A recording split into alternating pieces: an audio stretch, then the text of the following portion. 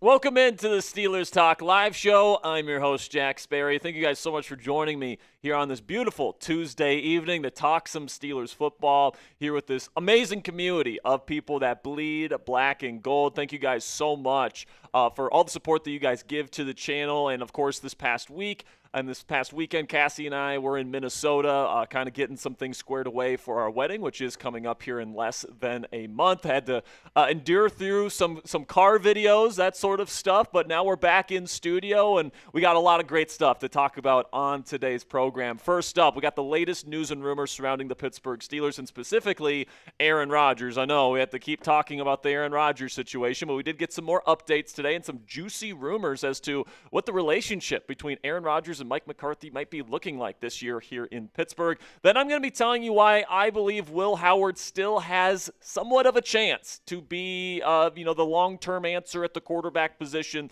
here in Pittsburgh. I know the Steelers drafted Drew Aller in round 3 this year, and they have a certain level of belief in him. But I don't think that, all the positive things that the Steelers have been saying about Will are complete BS. I do think that they like Will Howard. I'll be breaking down some of the things that I like about Will, as well as, how he could potentially, get his chance to be the starting quarterback of the Pittsburgh Steelers down the road. And then make sure you guys stick around to the end of today's show, because I'm going to tell you the one thing that the Pittsburgh Steelers really need if they want to win the Super Bowl this year. If the Pittsburgh Steelers win the Super Bowl here during the 2026 NFL season, it'll be because of this one thing. I'm going to be revealing what that is at the end of today's show, so make sure you guys stick around. But as always, if you guys have a question about any Steelers topic that you want me and Ponzi to talk about, and put your question right up on screen here, you guys can super chat any dollar amount. Doesn't matter to me, guys. $2, $5, $10, $20, $50, $100 doesn't matter to me.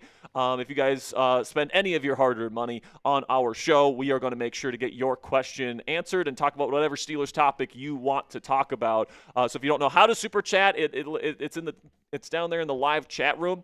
It looks like a little dollar bill. You click that icon. You put in any dollar amount that you want along with your question, and we'll make sure to get you up on screen if you do so. But if you guys want to skip the line and you guys want your question answered right here and right now, if we have a long line of super chats or whatever, you guys want to skip the line. Not to mention you want more of your donation dollars to actually go to us here at Steelers Talk. You can Venmo or PayPal me at Jack-Berry on Venmo or at Captain Jackrabbit on PayPal. Don't know if you guys know this, but YouTube takes a 30% cut of every single super chat that you guys send in, and then Apple takes another 10%.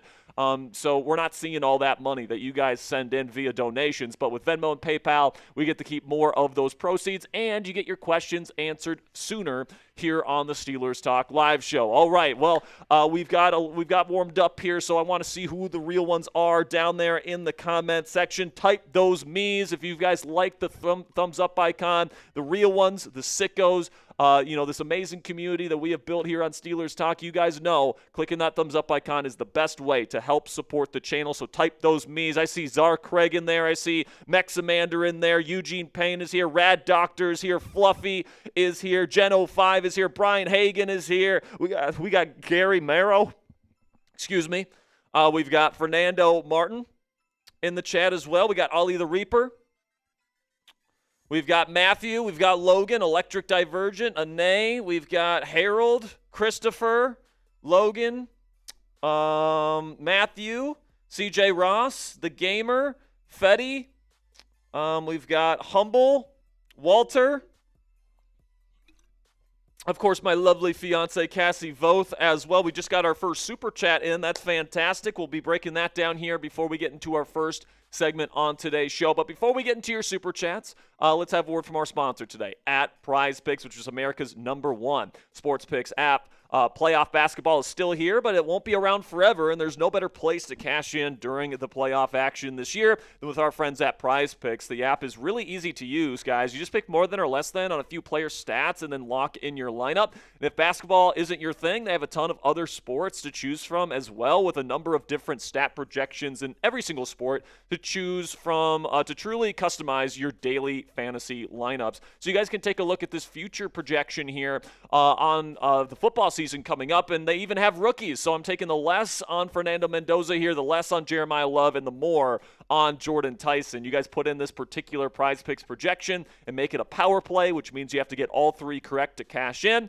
you guys can make $120 on a $20 entry fee with our friends at PrizePicks. And one thing that I love about PrizePicks, guys, is the new social feeds feature that they have on their app where you can share PrizePicks with your friends and copy lineups with a single click. You can actually follow me on the app as well, at @CSperry, to see all of my lineups. Download the PrizePicks app today. Use code HMA when you play your first $5 lineup to receive $50 in lineups. That's code HMA when you play your first $5 lineup to get an extra $50 in lineups with our friends at PrizePicks. Click the link in the comments and description to download the app.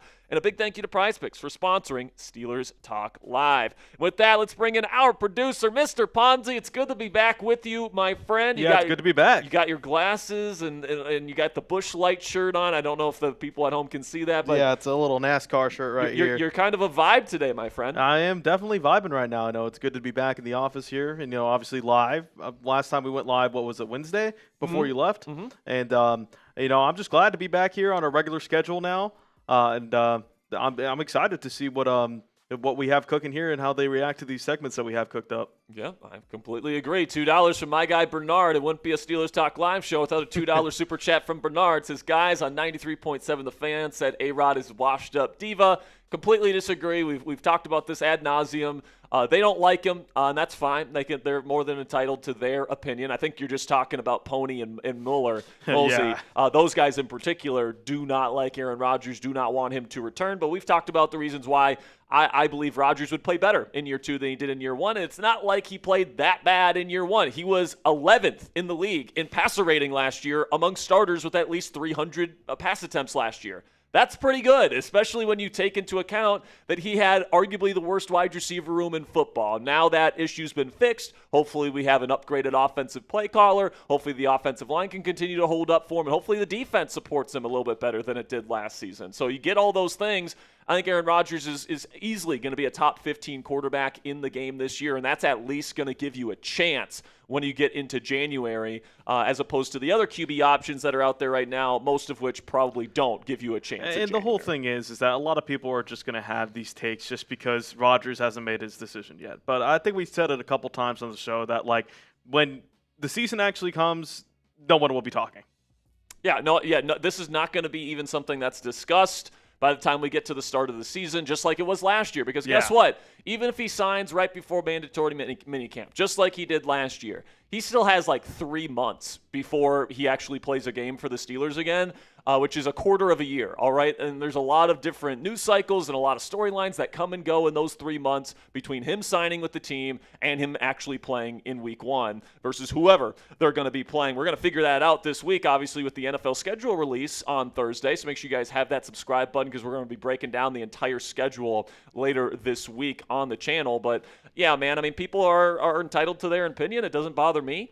But, for me personally, as someone that covers this team every day, has watched every bit of film on Aaron Rodgers from last season, my personal opinion is that, he's still a pretty decent quarterback, and I think that he'll play better in year 2 here in Pittsburgh than he did in year 1. But my man, Elliptic Sixer, is here. $5. What's up, my man? Says, best Steelers content around. Been here since the beginning. Black Diamond for life. Here we go, Steelers. Here we go. Says, Stairway to 7. That's right, my friend. I appreciate you. Looks like we got a Venmo. We did get a Venmo, so it's going to skip the line. This one is from Michael C. Michael C. with a $5 super Venmo here. Appreciate you, Michael. Says, Pittsburgh media is handling the Rodgers situation irresponsibly. He's a 22-year-old veteran who's always handled offseason work differently. The nonstop negative framing is just turning fans against everyone involved. I actually really like this take, Michael, and I've been saying for weeks that all this media humdrum is really more just about noise. And, I think that we've kind of known for weeks that it's more of a matter of when and not if Aaron Rodgers is going to return. I think that fans and media a lot of the times don't really have a firm grasp of how important, or really the lack of importance, OTAs and mini camps and all this stuff is before we actually get to training camp. For a 22-year-old veteran like Aaron Rodgers, what really matters is training camp, which is why Rodgers himself has advocated for no offseason program. He's advocated for the NFL to just get rid of its offseason program and just have the first kind of team action be at training camp and maybe extend the training camp a little bit. But, he's not a big fan of, interrupting his peaceful offseason to come in and learn a bunch of stuff that he already knows, essentially. And if you had a house in Malibu and a new wife that you enjoy spending time with, maybe a little bit too much, and maybe a little bit too much, maybe you wouldn't want to interrupt your offseason either to go to Pittsburgh and relearn an offense that you've already had 10 plus years banked into. But I've been saying it for weeks, man. The Steelers are comfortable with Aaron Rodgers, going at his pace here. And as long as he signs before mandatory minicamp, I'm okay with it. Now, if we get to mandatory minicamp and he's not signed, that's where I think he's starting to cross a line, because every other player on the team is expected to be there for mandatory minicamp, all right? And if he's not there and he hasn't signed yet, he's pretty much saying, I'm more important than the rest of the players on the team. And I think that's when some resentment could start to creep in. And I don't think I think Rodgers is expecting to make a decision here before mandatory minicamp. He did so last year. Will it be before OTAs? My approach to this whole situation, guys, is we'll see. I could certainly see a world where he does sign sometime this week. We've been looking out for May 14th and 15th. That's Thursday or Friday of this week as a potential date to look out for weeks now.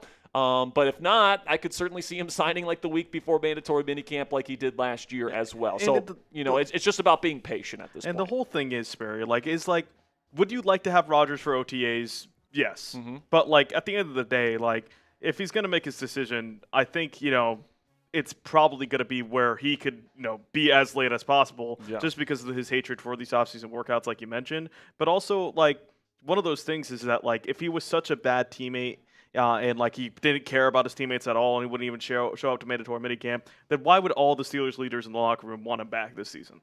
That makes sense. It's just, it doesn't. I understand why people are going to call him a diva, because he does things on his own pace. But at the end of the day, if he comes back to the Steelers, everyone will be cheering for him.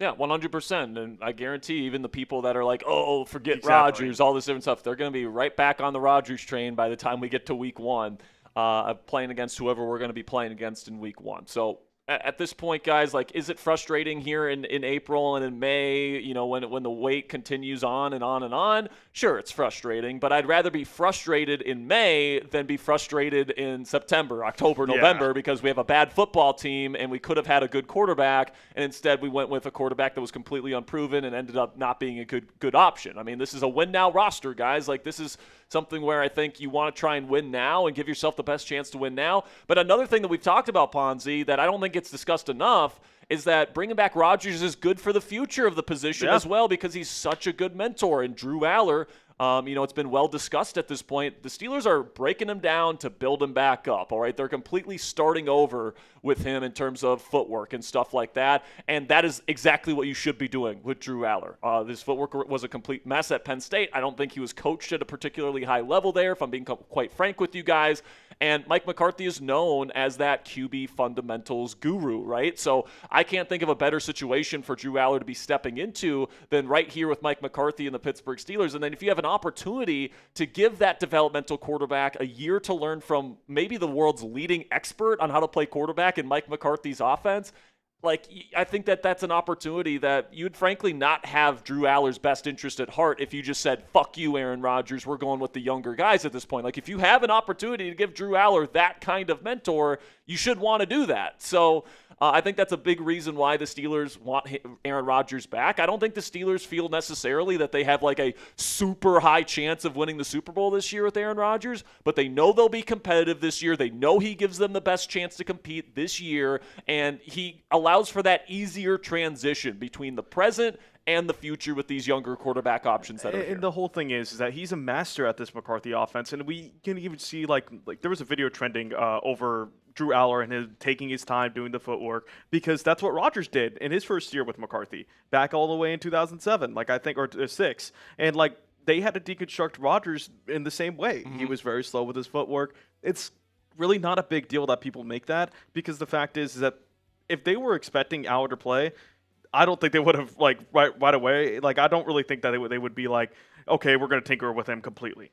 They would just let him be him and You could do that. That's how the Browns have done things and not really developed quarterbacks, but that's how you set them up to fail. The Steelers are trying to set them up to succeed, and Rodgers is their best option to do that. Yeah, 100%. And when it comes to that footwork stuff, like, listen, man, like, they are reteaching Drew Aller how to use his feet, all right? Like, whatever the Penn State footwork was, it was absolute dog crap to pardon my French there, but, like, it was terrible. So they have to completely reteach him essentially how to walk out there as a quarterback. And if you're learning how to walk, maybe you got to start with a crawl, right? You got to do things slowly so you can build up that muscle memory. And then by the time, hopefully, you get to a point where Drew Aller's ready to go into a game, and he's going to be able to, be snappy with the footwork, and it's going to be, it's going to be second nature to him. That's the goal, right? That's the expectation. Is that by this time next year, Drew Aller has those fundamentals and that footwork down pat, so that he can really focus on his mental process and he can focus on being the best quarterback that he can be, hopefully, for this team in the future. I think right now I'd say Drew Aller is probably the betting favorite to be the 2027 starting quarterback for the Steelers, but obviously it's still very early, right? Will Howard could beat him out. Aaron Rodgers could come back for another season. They could draft a quarterback in round 1 next year. There's still a lot of different possibilities. It's too early to know for sure who the starting quarterback in 2027 is going to be. But just with the level of investment that they've put into him, the upside that he brings to the table, and McCarthy's confidence in his own teaching, I think that it certainly points to a sit-and-develop year for Aller this year, and then probably a quarterback, quote-unquote, competition next year. But then Drew Aller, if he's even close to the same spot as Will Howard is at, Drew, because of the upside, the arm talent, the investment made in him, he's probably going to get the first crack at it. That's probably the best way I can describe it right now. $2 from Mexamanders says, did Aaron Rodgers sign over the weekend? He did not. Of course, I woke up in Minnesota Thursday morning, the day I was going to get my marriage license. Aaron Rodgers coming to Pittsburgh this weekend, expected to sign a contract. And, of course, that did not come to fruition. Apparently, he was in Pittsburgh, but he didn't visit with the Steelers. Apparently, he's been there, and maybe he did something for Cam Hayward's birthday. Cam had a birthday here recently. Maybe they went golfing or had a party or something over the weekend. That's a possibility. I think we have a list 3, Ponzi, here, a full screen of the possibilities of why this hasn't come to fruition yet. We can put that up on screen. So I think there's kind of 3 kind of theories as to why Aaron Rodgers was in Pittsburgh this weekend, but we don't have a contract yet. The first one, I think the most likely one, is that contract negotiations between Rodgers' agent and the Steelers are still ongoing. And, they might just be working out in a few of the kinks, salary, incentives. What exactly does Rodgers' contract look like heading into the year? And I can't imagine that either Rodgers' side or the Steelers are in a particular rush to get that done necessarily, especially because I don't think either side necessarily feels like it's a necessity for Rodgers to be under contract anytime in the next few weeks before the start of mandatory minicamp. But it's also possible that, he just didn't come to Pittsburgh to sign this week. He came to Pittsburgh for other reasons. Like we talked about, maybe it was a Cam Hayward birthday party or something else of that variety. And maybe Rodgers just wasn't in Pittsburgh this week. Maybe it was just bad reporting on the part of Adam Crowley, Doran Dickerson, Ian Rappaport, and Jerry Dulac.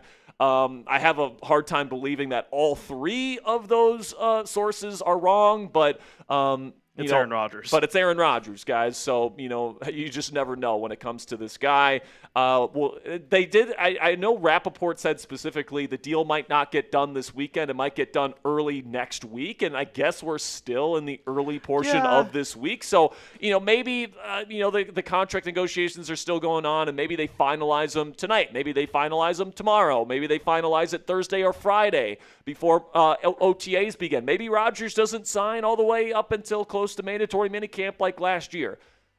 All I will say about this situation, guys, is nothing is going to surprise me outside of Aaron Rodgers actually retiring. That's the thing. Right now, the expectation is that he will eventually sign with the Steelers, but I have an open mind as to when it's actually going to happen. What's the Rodgers quote? I'm open to anything and everything. And attached to nothing. Yeah. And I think that's probably, the reason why he's waited this long is because, he's an older quarterback. He doesn't like the offseason program.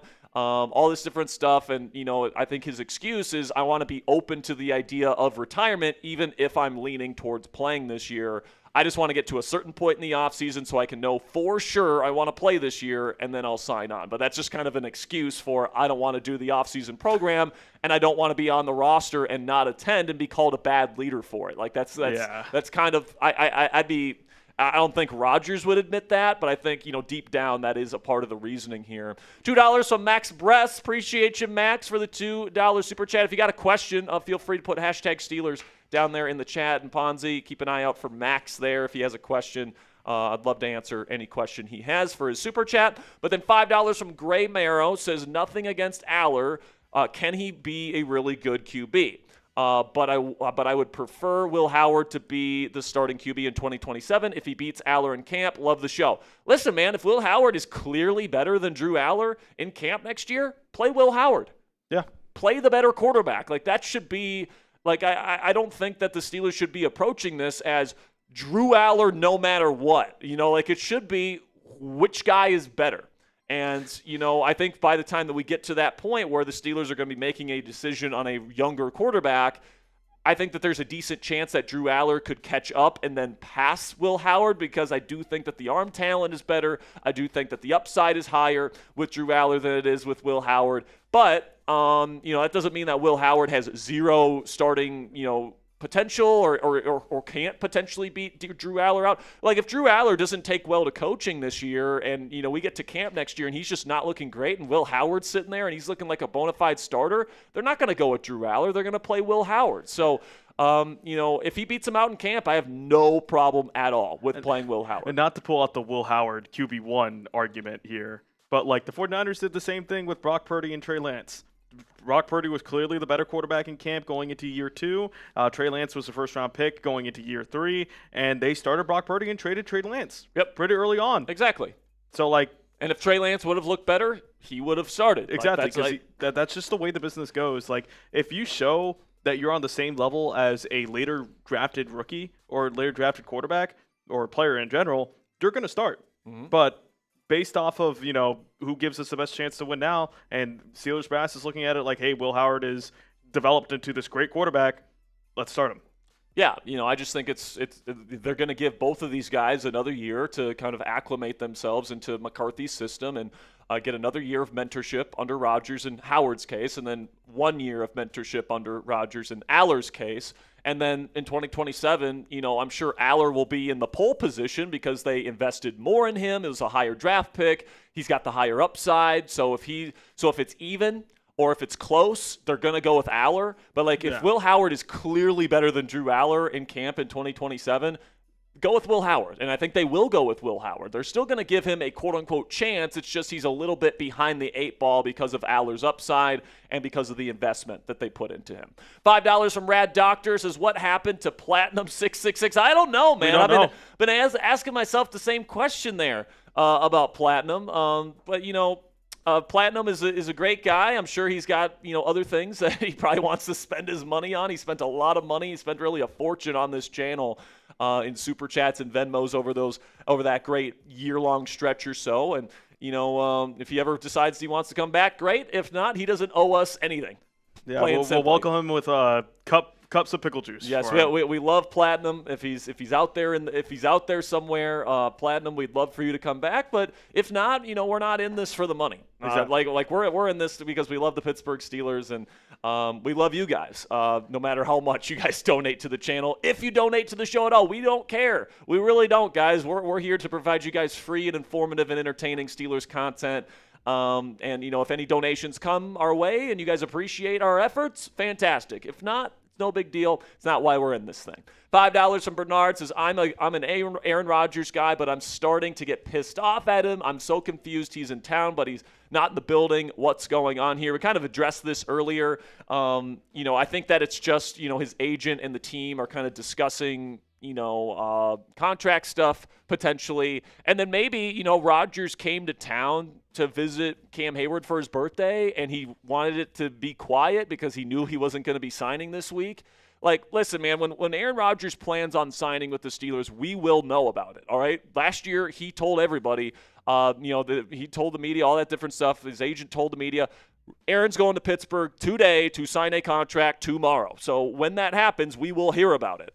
we haven't gotten that message yet, right? So I guess Aaron was in Pittsburgh to do something. We don't know, and he tried to keep it quiet because he wasn't signing his contract this weekend. So like I keep saying, man, like it's not really going to matter if he signs on May 12th today or whether he signs on May 30th before mandatory minicamp. It's not going to make that much of a difference at all. So I'm just here for the ride. All right, before we get into our first segment of the day, guys, if you want to help support the show and you want something to sip your morning coffee in before Steelers game days this year, we have our Jennings Dunker mullet mugs up on the channel right now. If you guys want to make a purchase, they are $13.49 on our website at chatsports.com/mullet. Ponzi's putting that link down there in the live show description and in the live chat room right now. If you guys want to click that link, it's going to take you right to our website where you guys can make a purchase. You got the Jennings Dunker ginger mullet and mustache combination on one side, and then you've got the Steelers Talk logo on the other. So if you guys want to help support the show,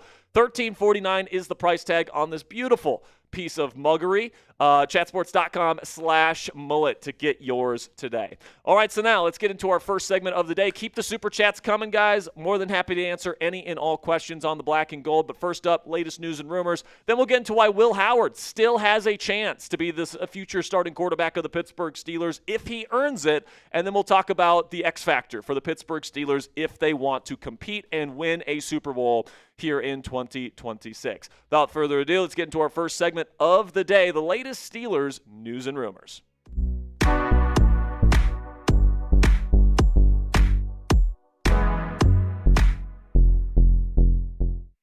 Welcome in to Steelers Talk by Chat Sports, presented by Prize Picks. I'm your host, Jack Sperry. And an NFL insider came out this week and says that he has a source that says that they think Aaron Rodgers and Mike McCarthy will not get along here in Pittsburgh because their relationship kind of devolved back in the day when they were together there with the Green Bay Packers. Now, this report, or quote-unquote report, is coming from Packers insider and NFL insider Tyler Dunn, who says that a quote-unquote pro-Rodgers source thinks getting Mike and Aaron Rodgers back together here in Pittsburgh is a bad idea, and he thinks that Rodgers and McCarthy will be at each other's throats here in Pittsburgh. This is what Dunn said that his source says about this potential reunion here in the Steel City. There's a source, I would probably describe him as a pro-Aaron Rodgers source on that Bleacher Report story that I wrote back way back when. I reached out to this player again when it looked like Rodgers and McCarthy would be joining forces once again here in Pittsburgh.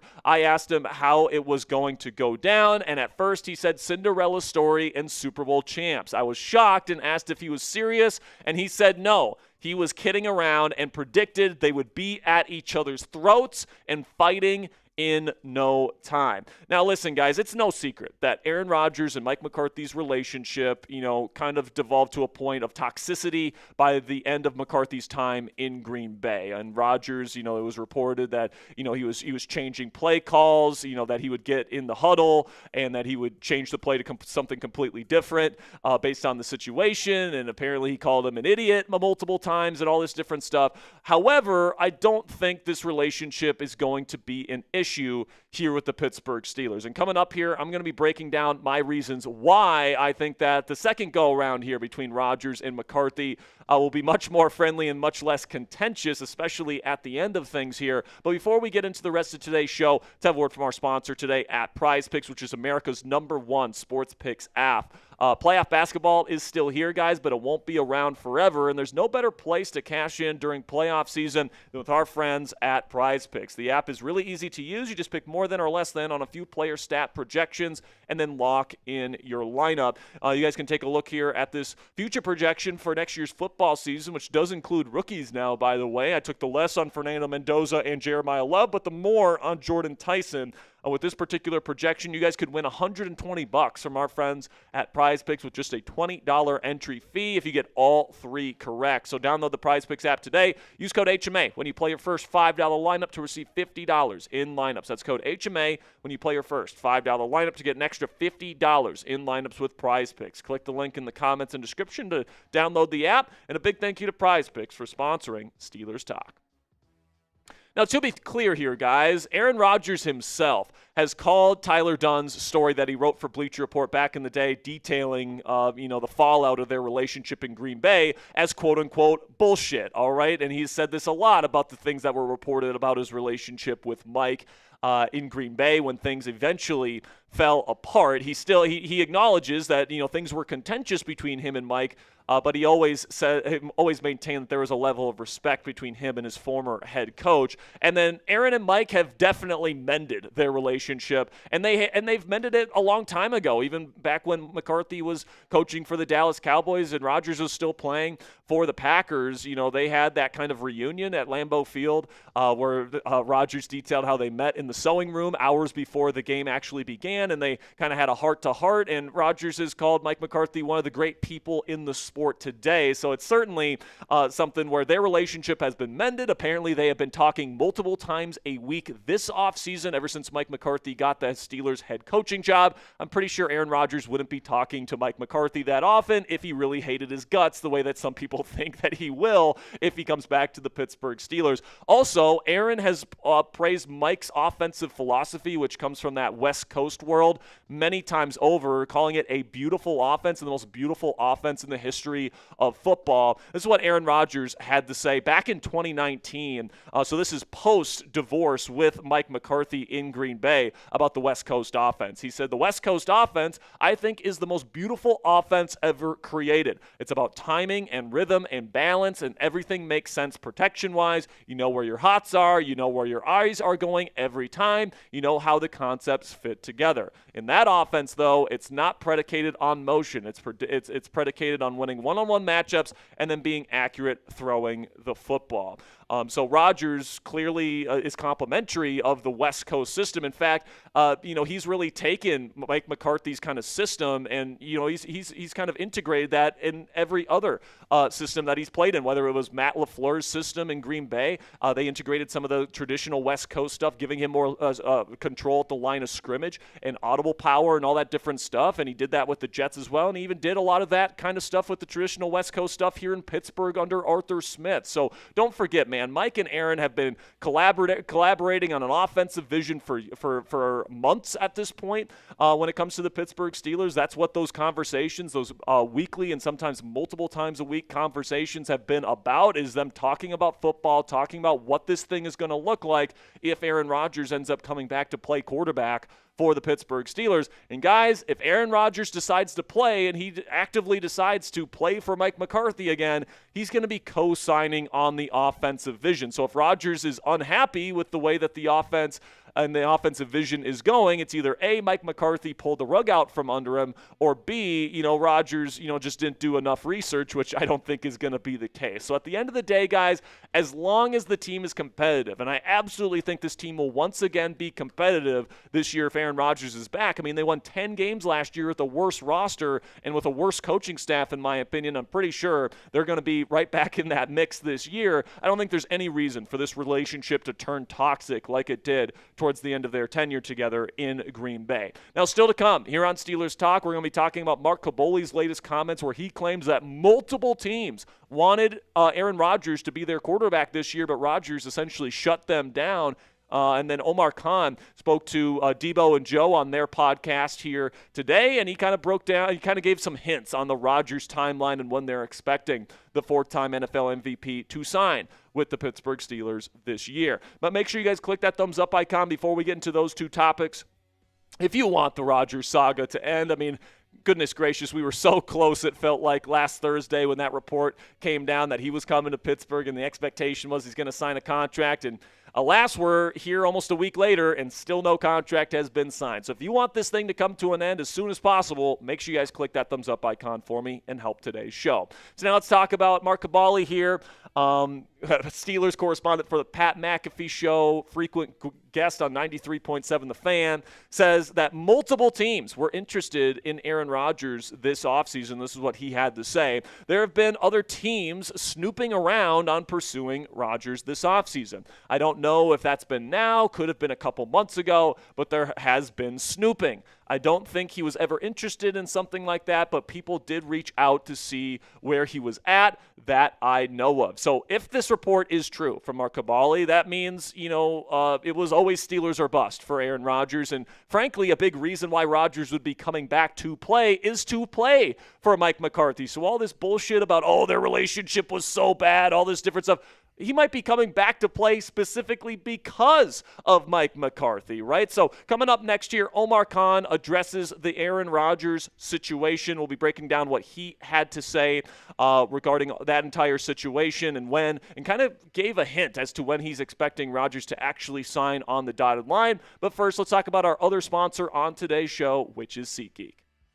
Today's edition of Steelers Talk is brought to you in part by our second sponsor on today's show, which is SeatGeek. When it's time to get out of the house, there's not many better options out there right now than going to a ball game, especially if you're going to PNC Park to watch the Buccos. So use code CHAT10 to get 10% off your next set of tickets. And with SeatGeek being MLB's official ticket marketing place, your tickets are fully guaranteed and instantly fulfilled in your account after your purchase. So I think it's probably a little too late to go watch Skeens tonight, guys, but tomorrow you could be going to beautiful PNC Park and take in that view of downtown Pittsburgh. I know when it comes to me and Cassie, whenever we visit Pittsburgh, we have to go visit PNC Park if it's during baseball season. But whether it's a baseball game with the kids or an Ed Sheeran concert with the wife, SeatGeek has your back. Each ticket is rated on a value scale of 1 to 10, so you know you're getting a good deal. Look for the green dots. Green means good, red means bad. And, of course, I have a code for you guys to get an even better deal. Use code CHAT10 for 10% off your next set of tickets on SeatGeek.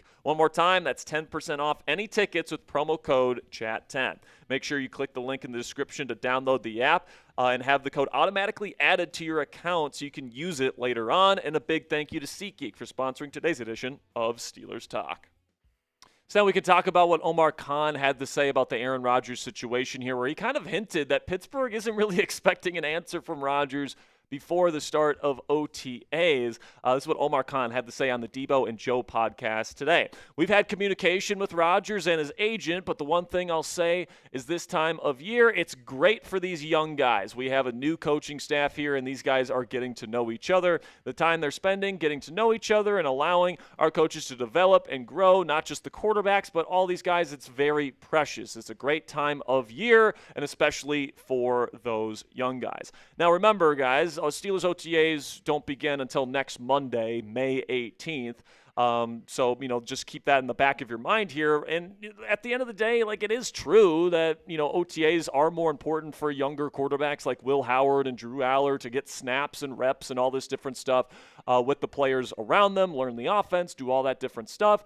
But I think that it is notable that Omar is already rolling out the talking points for why Rodgers is not going to be there for OTAs. Oh, it's better for Will Howard and it's better for Drew Aller if Rodgers isn't there.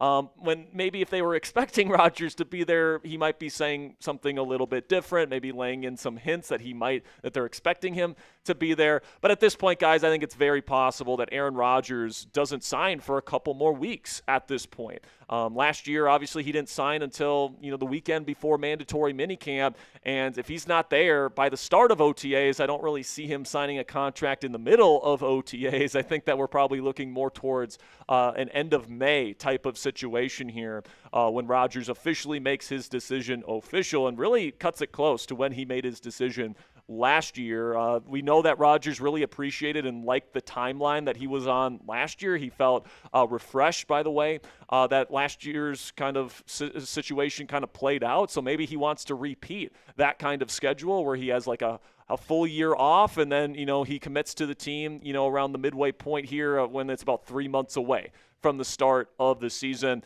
However, mandatory minicamp, I think, absolutely should be Pittsburgh's hard deadline. And the reason why the Steelers should put that hard deadline on mandatory minicamp is because if Rodgers hasn't signed by minicamp, that's something that every other player on the team is expected to be at. And if Rodgers hasn't signed by then, he's essentially saying, without saying it out loud, I'm better than having to go to something that's mandatory for every other player on this team. Obviously, at this point in the offseason, everything is voluntary. So even if Rodgers was on the roster, he wouldn't have to, be in attendance. But, when it comes to mandatory minicamp, I think that should be a non-negotiable for the Pittsburgh Steelers, and that should be the hard deadline for Rodgers to make a final decision. Now, predict it for me down there in the comment section. Will Aaron Rodgers make his decision before or after OTAs begin this year on May 18th? Let me know what you guys think down there in the comment section to finish up today's show. And that'll be it for today's edition of Steelers News and Rumors by Chat Sports, presented by Prize Picks. Make sure you guys click that subscribe button if you haven't already, because we provide you guys 2 free Steelers videos on this channel every single day for you guys to enjoy. All right, so coming up next, I'm going to tell you why Will Howard still has a chance here in Pittsburgh, even though the Steelers did spend a third-round pick on quarterback Drew Aller this offseason. And then make sure you guys stick around for the Steelers' Super Bowl X Factor this year, okay? If the Steelers are going to win a Super Bowl this year, I think this is the one thing that they absolutely have to get right if they're going to put themselves in that kind of situation. So make sure you guys stick around. We're going to catch up on some Super Chats here, and then we'll get into the Will Howard segment. Got 350 people watching live. Thank you guys so much for joining us here this evening to talk some Steelers football. Bernard with a 2 says, do you think the Steelers are on their knees for 8? I mean, you can call it whatever you want, but the Steelers are just comfortable with the situation and the timeline that Rodgers is kind of forcing them to kind of undertake. Obviously, I think if the Steelers had a choice, they would have already signed Aaron Rodgers. But the reality of the situation is Aaron Rodgers is a free agent, and he can kind of decide on the timing in which he signs a contract with any team.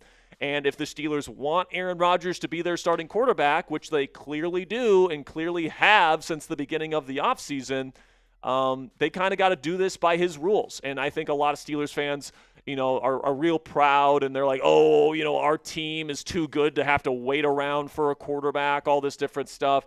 But, like, if he's your best option, he's your best option. And if you have gotten pretty strong indications from him that he's going to sign with you, which the Steelers clearly have, why not wait until, he's ready to officially commit to the team, as long as it comes before the mandatory portion of the offseason program, right? As long as he's there for everything he's required to be there for, I think that's something where, I think the Steelers are perfectly fine with the way this thing is going on. You can call it whatever you want. You can call it Rodgers holding the team hostage. You can call it the Steelers getting on their knees for Aaron Rodgers, like whatever you want to call it, like whatever, the semantics of it. But at the end of the day, like, Aaron Rodgers is a free agent, and if you want him, you got to play by his rules. As he said on McAfee, it takes 2 to tango. So right now, the Steelers are definitely tangoing. Next one here from Bernard again says the A-Rod don't want to get hit thing is old.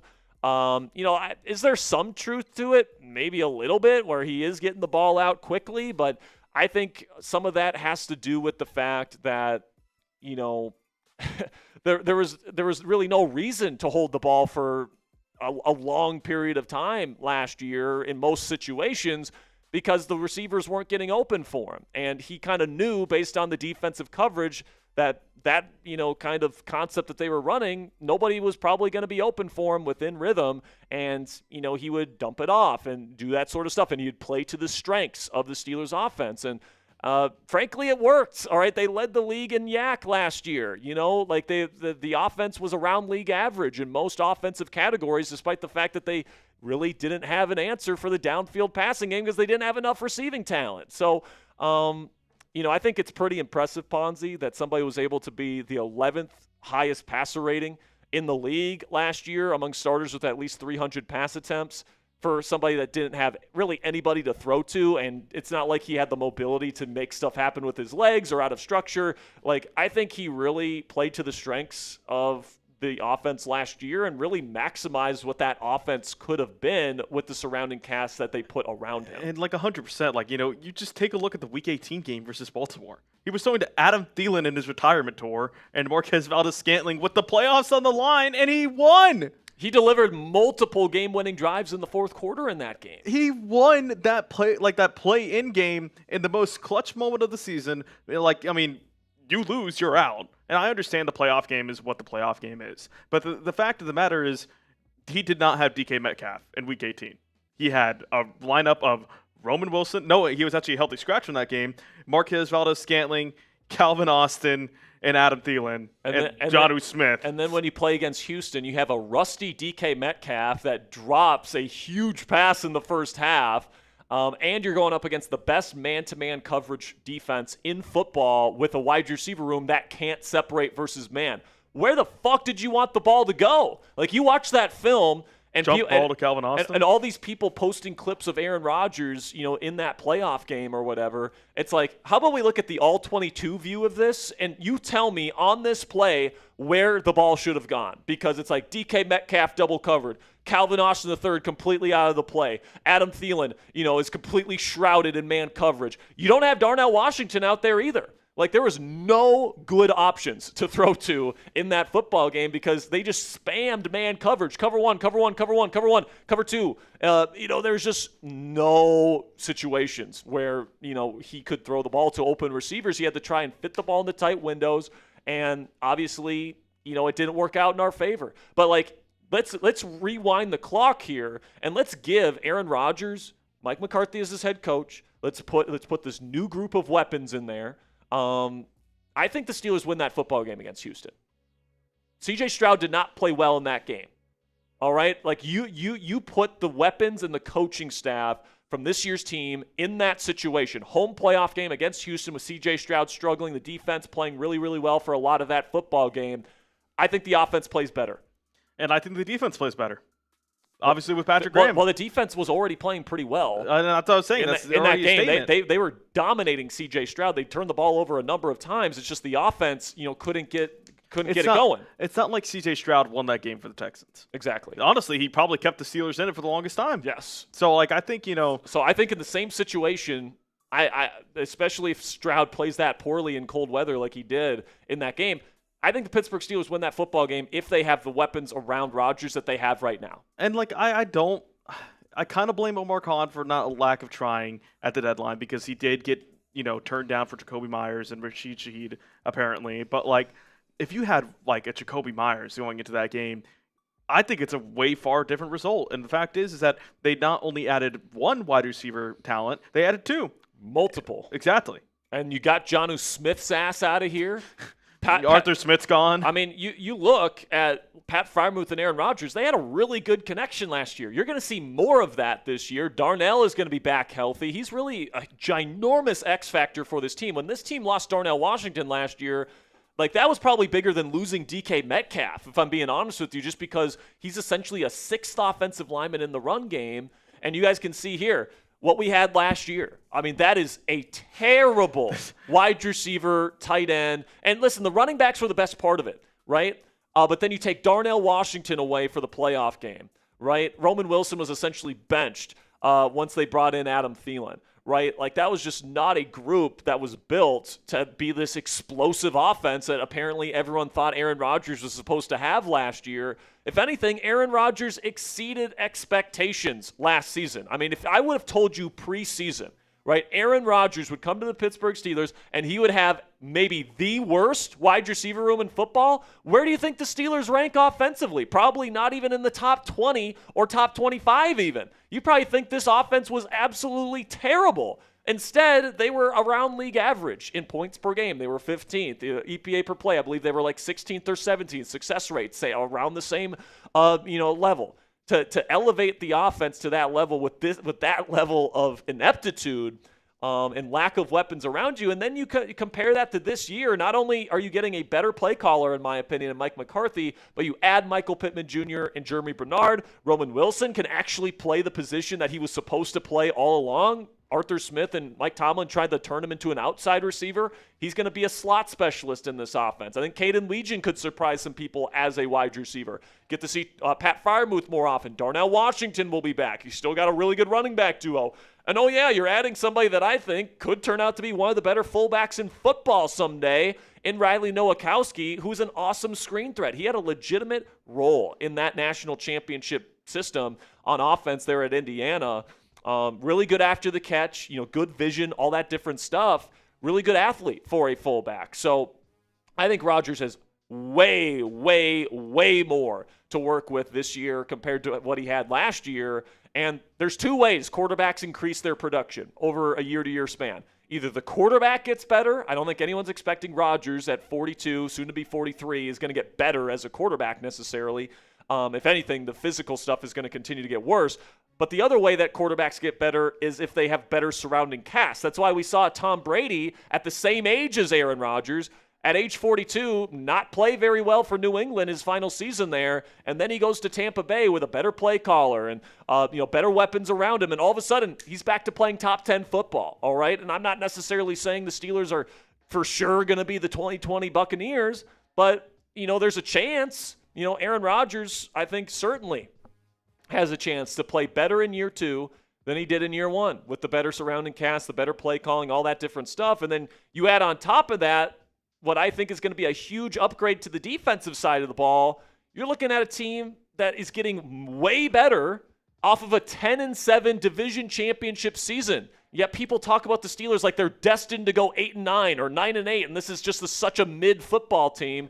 And I'm just like, I don't see it. I don't see it, man. I'm just way more optimistic, I guess, than consensus on the Steelers. $2 from Aspect Productions. This draft was a D-. Jeremy consolation prize. That's it. That's fine to have that opinion. Aspect, I appreciate the $2 super chat. I personally disagree, respectfully. I think it was probably around a B draft. I think that they probably, quote-unquote, reach on a couple players. But, Ponzi, when you're, quote-unquote, reaching on players that are going to be good football players for you with legitimate roles on day one, I don't know how much of a reach it really is. Like, Caden Weegan won the best return man in college football for 2 straight seasons. He has a chance to be an all-pro in year 1. Like, that's the type of impact he could have on special teams. And then you get Riley Nowakowski, who's going to be an instant impact when they want to go to 22 personnel and be a legitimate fullback option for this team. Sure, could you have maybe gotten them a little bit later in the draft? Sure. But, if they're really good contributors for this team this year, is it really going to make that much of a difference? I don't think so. I think Jeremy Bernard was a top 7 receiver in this class. I had a round 2 grade on him. I think he's probably a really good number 2 in this league. Probably not a number 1 like, say, a Mekhi Lemon would have been. But you weren't going to get, a starting level offensive tackle, especially with the upside that Max Ihanicher brings in round 2. So there was a run on them in round 1. Yeah, there's a round on offensive linemen, as there always is in round 1. So to get him and then to get the quote-unquote consolation prize of Jeremy Bernard, who's bigger than Mekhi Lemon is, I think he's better after the catch than Mekhi is. Now, Mekhi, I think, is more of a dynamic route runner and all those different things. I think he's better actually at the catch point than Jeremy Bernard is. But Jeremy's got very reliable hands. He's awesome after the catch. He's an awesome person, too. That's another thing that goes underrated about Jeremy, is that if you were tired of the antics of George Pickens and Deontay Johnson, you want to get high-character people in that wide receiver room, Michael Pittman Jr. and Jeremy Bernard are 2 excellent people to add to that group. Those guys are A1 type of personalities and high character guys and workers that you're adding to this group. So, and not to interrupt your point there, but Mekhi Lemon reportedly had character concerns in the draft. That's why part of it why he fell. Sure. So if you really want to say, we want to bring Mekhi Lemon in, I don't doubt that Mike McCarthy can help him out mature, but I do think that Jeremy Bernard is not a bad drop-off. It's not as bad as people think. Then sorry to interrupt you, but I think, you continue on with the draft here. Drew Aller, where you got him there, I think it's the perfect situation for Drew Aller, right? To get Mike McCarthy, who is such a stickler on the fundamentals, to be able to, bring him in here in a situation where he doesn't have to play right away. He can just spend the year focusing on rebuilding his fundamentals to prepare him for his chance. And we already know how talented he is in terms of his arm talent. You pair that up with sound fundamentals, and then he gets to learn how to mentally process a defense from McCarthy himself, not to mention Aaron Rodgers throughout the course of the year if he ends up coming back. There's a legitimate chance, guys, that Drew Aller could be a diamond in the rough here for Pittsburgh, in my opinion. Now, Dalen Everett, didn't love the pick. I gave that, I think, a D grade there. I didn't love the Dalen Everett pick. Jennings Dunker, I think, a little bit of a lottery ticket there, just because he is moving from tackle to guard. He wasn't terrific at tackle at Iowa, if I'm being completely honest with you, but I love the physicality, and I'm hoping that James Campen can fix some of the balance issues we saw from him at Iowa, but I think that was a fine pick on day 2. I would have maybe preferred Emmanuel Pregnon, but apparently he had some injury concerns. Yeah. So to get Jennings Dunker after Pregnon went to Jacksonville, it's a pretty decent deal there for the Pittsburgh Steelers. So I think it was a pretty solid draft.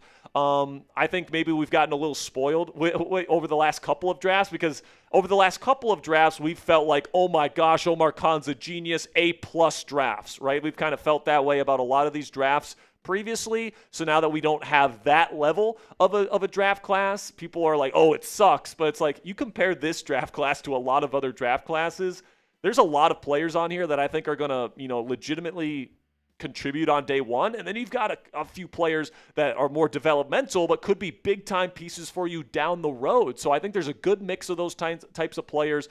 So, absolutely aspect. If you don't love it, it's obviously your opinion. But for me, man, I'm more optimistic, I think, about this draft class. And the whole thing is with a lot of drafts, too, is that we'll look back and, you can't really truly grade a draft right after it's done because we haven't seen them play in the NFL. That's just a fact. And, Maxi Honicher, we're probably not going to see him play until next year. Mm-hmm. And I think that, when you take into fact that you could be having 2 cost-controlled offensive linemen for the next 4 years, next 3 years, that's a great deal.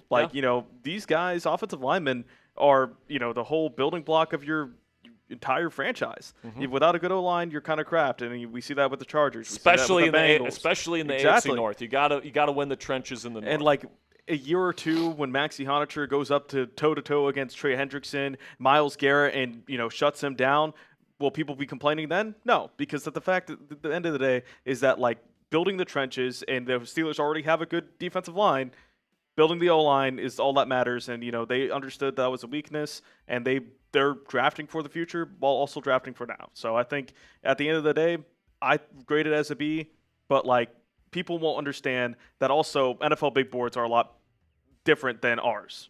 Sure. $2 here from Ant Dollar Sign says, do you have any links for the Steelers' schedule? We don't know the schedule yet. We haven't had a game. I think he might be asking leaks. I don't know anything, Ant Dollar Sign, so sorry to disappoint on that, but I don't think we've gotten really any leaks when it comes to the Steelers to this point, so guess we'll just have to see come Thursday. Maybe we get something tonight or tomorrow. We'll probably talk about it on the show if something leaks here. But to this point, no. $2 from Rats says, how tough will our schedule be this year? So you look at previous record. So last year's record, the Steelers actually have a pretty favorable schedule this year. The win total of the teams that they're playing against is under 500. So it's actually a pretty favorable schedule for the Pittsburgh Steelers. And last year's schedule, if you remember, was a gauntlet, okay? And they still won 10 games with a team that's worse than this year's. So another reason to be optimistic about this year's team, Ponzi. Now, you hope that this team plays better against the good football teams, right? Because this offense in particular did not play well against good defenses in last season. And I think that stat has really been used against bringing back Aaron Rodgers. But, if you have a really good defense with a lot of talent all over the place, and you got Aaron Rodgers and then a bunch of receivers that can't get open consistently, DK getting double-teamed all the time, Jonnu Smith, who's a nothing burger, what'd you want him to do? Rip up these excellent defenses with no wide receiver help? Sometimes I just think that people's expectations for what Rodgers' season should have been last year is completely out of whack, because when you talk to Steelers fans, everyone will admit, yeah, this wide receiver room was absolutely terrible last year. And then in the same breath, they'll say Aaron Rodgers wasn't good enough. And it's what? How do you not correlate those two things? Because they're obviously linked. If you don't have enough wide receiver help, it's going to affect the production from the quarterback. It just is, especially if you have a group that's in the bottom 3 in the league in that particular category, especially if that quarterback isn't a mobile quarterback anymore, right? You give Matthew Stafford, if you give Tom Brady, you give any of these non-mobile pocket passers a terrible wide receiver room, they're going to struggle. And we saw that with Brady his final season in New England. Right? So I don't know why people are oh, Rodgers can't play anymore when, this was a very functional offense with a terrible wide receiver room. Just to continue on with your question here, Rats, this is from Warren Sharp, breaking down the difficulty of the schedule for all 32 teams. And the Steelers are around middle of the pack. So, I don't think that the schedule will be anything too daunting. Now, what I hope doesn't happen here, Ponzi, is we don't get a gauntlet like we had 2 years ago, for example, towards the end of the season. We'll see, when the tougher portions of the schedule are. I mean, you kind of had a gauntlet to open up this beginning. I mean, you had the Seahawks and Patriots back-to-back. Well, the thing is, back before the season, those were considered some of the easier yeah, games. I know. So, when you're looking back, it was certainly a little bit more of a gauntlet, but then you had that middle portion of the season as well where you had some tough teams to play. But, I don't think that the difficulty of the schedule is necessarily going to affect the Steelers. If anything, this is, I think, the lowest that I've seen the Steelers rank on that particular list from Warren Sharp since I've started working here. They always seem to have one of the tougher schedules in the game, but not this year. So that if anything, that is optimistic for the Steelers' chances to be a better team this year, record-wise, than they've been over the last 3 seasons, where, of course, they've gone 10-7 3 straight years. Bernard Nixon with a 2 says the last thing guys Shaw sticks in their head. I mean, if you want to, I'm sure this is probably autocorrect of some variety, Bernard. If you have, if you want to correct that, feel free. $2 from Bernard says 24-7. Talking about 24 touchdowns to 7 interceptions, over 3,300 yards, 94 passer rating, but washed, LOL. And especially when you put those numbers into the context that, once again, this wide receiver room was absolute dog shit last year. And now it's not dog shit. It's really good. It's really good, right? So I just don't know how people think that Rodgers is going to be like the same as he was last year with better help around him. I just don't get the logic there. $5 from Bernard Nixon says A-Rod said down years for him are career years for other QBs. Facts. Yeah, I mean, there's a lot of quarterbacks that wish they had the season Aaron Rodgers had last year. 100%. $2 from Bernard says, would you take Aaron Rodgers over C.J. Stroud? For one season, I would. Is that crazy to say?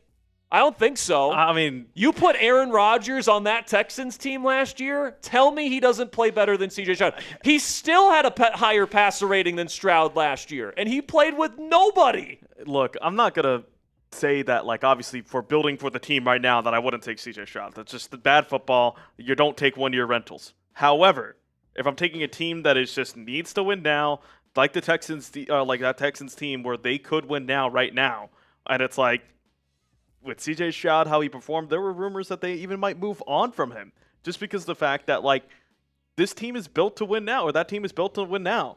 And, C.J. Stroud did not look in the playoffs. He was not. He held the team back. Yes. He cost the team, obviously, or the opportunity to go to the Super Bowl. That defense was so good. And they just fell flat because C.J. Stroud couldn't deliver. I mean, we've seen the last 2 Super Bowl winners, right? They've proven you don't need elite quarterback play to win a Super Bowl. If you have an elite defense, all you need is good enough at quarterback and on offense. And C.J. Stroud wasn't good enough. And we've seen every single cold weather game C.J. Stroud has played, he has been terrible. So, if you're asking me which quarterback I'd rather have for the Pittsburgh Steelers in particular, who have to play in the cold and in the rain and in the wind, especially late in the season, outdoors here in Pittsburgh, Cincinnati, Baltimore, Cleveland, and the AFC North, I'm picking Aaron Rodgers over C.J. Stroud any day of the week, especially because Aaron Rodgers had a higher passer rating than C.J. Stroud last year, and he didn't have Nico Collins. He didn't have, Jaden Higgins and Noel and all these guys that they've got. Dalton Schultz, an excellent tight end, right? C.J. Stroud had weapons out the wazoo last year and still wasn't good enough. Nope. Aaron Rodgers had the 11th best passer rating in football last year with nobody. With nobody. Except for DK Metcalf, who was double covered all the time. I just don't know what the expectation was, man. MVS was the team's leading target share in Cleveland, I'm pretty sure. Of the wide receivers. I'd have to look that up, and that's sad. The fact that it's MVS in 2025 is just a sad fact in itself. Yeah. $2 here from Bernard says, Jack, where do you rank Aaron Rodgers right now? In a vacuum, I'd probably put him in the top 15 just because there's other quarterbacks out there that are very good and they provide more out of structure than Rodgers does, right? I still think Rodgers is very functional as a starting quarterback, so his awesome arm talent, can make all the throws, super intelligent, excellent leader. He's still a good starting quarterback in this league, in my opinion. All right, I think he's top 15, but he's probably in the 13 to 15 range, or maybe 12. I don't think he's top 10. I don't think he's in that discussion right now. But like from a production standpoint, if the new weapons around him really help open things up, and Mike McCarthy is really doing a good job setting these guys up for success. Is it crazy to think that Aaron Rodgers could finish the season like top 10 in passer rating this year? Is it crazy to think that he could, get those EPA and success rate numbers up into the top 15 or maybe even the top 12 this year? I don't think that's crazy. I mean, I don't think it's a crazy take just because of the way that they improved the roster. You just take a look at it. We've showed that graphic before, but like even getting a Michael Pittman is a huge add in itself. Mm-hmm. And like the fact is, you pair that with a young wide receiver and Jeremy Bernard, and like you could do damage. More Pat Freiermuth. You get Darnell, offensive lineman. Darnell's back. You still have Jalen Warren, one of the best, third down backs in football. Like Rico Dowdle running the ball in between the tackles. I think Rico Dowdle does, and I love Kenneth Gainwell, but I just think Rico Dowdle brings more to what the Steelers want to do with Mike McCarthy. It's a more complimentary running back duo this year. And like I think Jalen Warren can serve that Kenneth Gainwell or the Kenny Gainwell role for the Steelers this year, and that's not saying anything against Kenneth Gainwell. Yeah, we love Kenny G. We were upset when he ended up going somewhere else, but then later that day when we signed Rico Dowdle, we're like, yeah, we're okay with it now. Yeah, like he's a 1,000-yard rusher from just a season, 2 years in a row. So you're pairing that up with Jalen Warren, like that's a really good running back duo. You got a young offensive lineman, or a young offensive line with a lot of talent. Some question marks there, but certainly a lot of talent. And I'm excited to see what this offense is going to look like. The whole thing is that like you look at this Steelers offense, even at almost every position. I think there's only two places where I really think that you might have taken a decline, and that's arguably or left guard and maybe left tackle. Mm-hmm. But like that's like not that bad, considering that you did bring back a starter in Dylan Cook, and I think he could impress. But like also you have a pipeline of left tackles there. Just in case one doesn't work out, you can go to another and you can go to another. And hopefully, Maxi Honachur. Hopefully one of these guys works, right? Exactly. Hopefully either Honachur, Cook, or Jones becomes a solid starting option on the other side of Troy Fautano. And then you're hoping that like one of Brock Hoffman, Jennings Dunker, maybe even Troy Fautano at guard if multiple Spencer tackles Anderson are playing, maybe Spencer Anderson. They're going to figure it out before the season begins here, and I do think the left side of the offensive line is a question mark, and probably the biggest question mark, honestly, on the Steelers' offensive roster heading into the season. But they've got options, and they've got opportunities for a lot of players to kind of prove themselves heading into camp and heading into the season. So I'm excited to see how it all shakes out. Speaking of players, they got to prove themselves. We're going to be talking about Will Howard on our second segment today. I've been getting a lot of criticism on Steelers Twitter, Ponzi, for quote-unquote forgetting about Will Howard. So in our second segment today, I'm going to be providing reasons why I think he still has a chance. Like, I don't think he's completely forgotten in this quarterback room here in Pittsburgh, and why he does have a chance to maybe solidify himself as a potential starting option down the road. I'll be breaking down my thoughts on him as a player, talk about the positives with his profile, and then also talk about the 3 ways that he could potentially get a chance to prove himself as the next franchise quarterback of the Pittsburgh Steelers. Also, make sure you guys stick around because we still have another segment coming up after this one, which is the Super Bowl X Factor for the Pittsburgh Steelers this year. If they get this particular thing right about this year's team, they will have a chance to do some damage in January. So without further ado, let's get into it right now. Why Will Howard still has a chance, even though the Steelers drafted Drew Aller.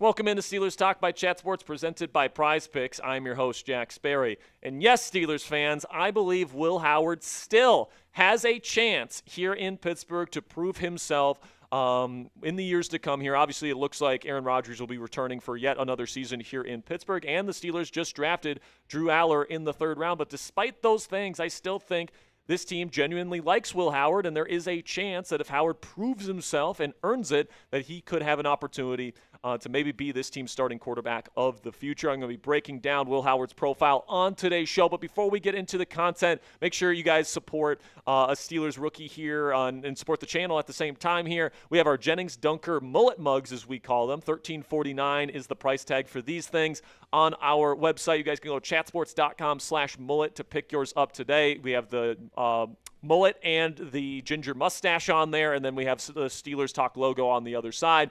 Perfect to sip your morning coffee, especially on Steelers game day. So if you guys want to pick one up today, chatsports.com/mullet is the link. That's down there in the comments and description. Click on it. It's going to take you right to our website where you guys can make a purchase.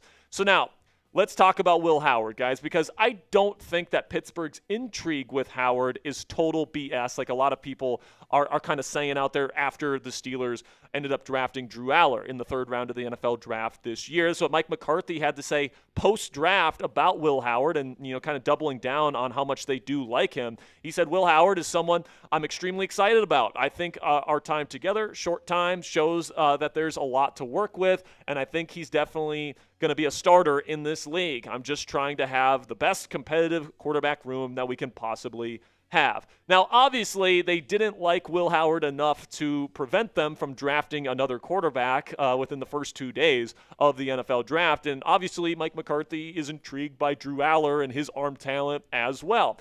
But that doesn't mean that they think Howard is absolutely terrible and has no chance here in the Steelers quarterback competition here, if you want to call it that, over the next 2 seasons. And make no mistake, guys, I'm perfectly aware that all things being equal, I've said it on the show, if all things are equal, Drew Aller is going to have the opportunities and get the advantage there because the Steelers put more investment into him. A third-round pick certainly trumps a sixth-round pick. And then I also think that Drew Aller's arm talent and the upside that comes along with that is higher than what Will Howard brings to the table. So if things are equal from a mental processing standpoint, from a footwork standpoint, all that different stuff, Drew Aller is going to get the benefit of the doubt there. However, that doesn't mean that Will won't be in the mix here, and he's got no chance of winning this quote-unquote quarterback battle between these two young quarterbacks that are here in Pittsburgh for the foreseeable future. So what say you guys? Let me know down there in the comments section. Is there any chance that Will Howard could be Pittsburgh's next franchise quarterback? Is there even a 1% chance? Give me a yes or a no down there in the comments section for today's pinned question. Just a second here. I'm going to tell you about our presenting sponsor. While I tell you about Prize Picks, give me a yes or a no down there in the comments section. With that, let's talk about Prize Picks here, America's #1 sports picks app. Playoff basketball is still here, guys, but it won't be around forever, and there's no better time to cash in during playoff season with our friends at Prize Picks. The app is super easy to use. You just pick more than or less than on a few player stat projections and lock in your lineup. And if basketball isn't your thing, they have a ton of other sports to choose from as well, with a number of different stat projections to choose from all those sports to truly customize your daily fantasy lineups. You can even look ahead to next year's football season and project total touchdowns for the 2026 season for receivers like Puka Nacua, or passing yards for quarterbacks like Dak Prescott or Caleb Williams. You guys can win $120 from our friends at Prize Picks by putting in a $20 entry fee on this particular projection. And I have the power play selected there, which means you have to get all 3 correct to walk away with the money. So one thing that I love about Prize Picks, guys, is that the new social feeds feature that they have allows you to copy lineups with a single click and follow your favorite influencers on the Prize Picks app. You can actually follow me on the app as well, at CSperry, to see all of my lineups. Download the Prize Picks app today and use code HMA when you play your first $5 lineup to receive $50 in lineups. That's code HMA when you play your first $5 lineup to get an extra $50 in lineups with Prize Picks. Click the link in the comments and description to download the app. And a big thank you to Prize Picks for sponsoring today's edition of Steelers Talk.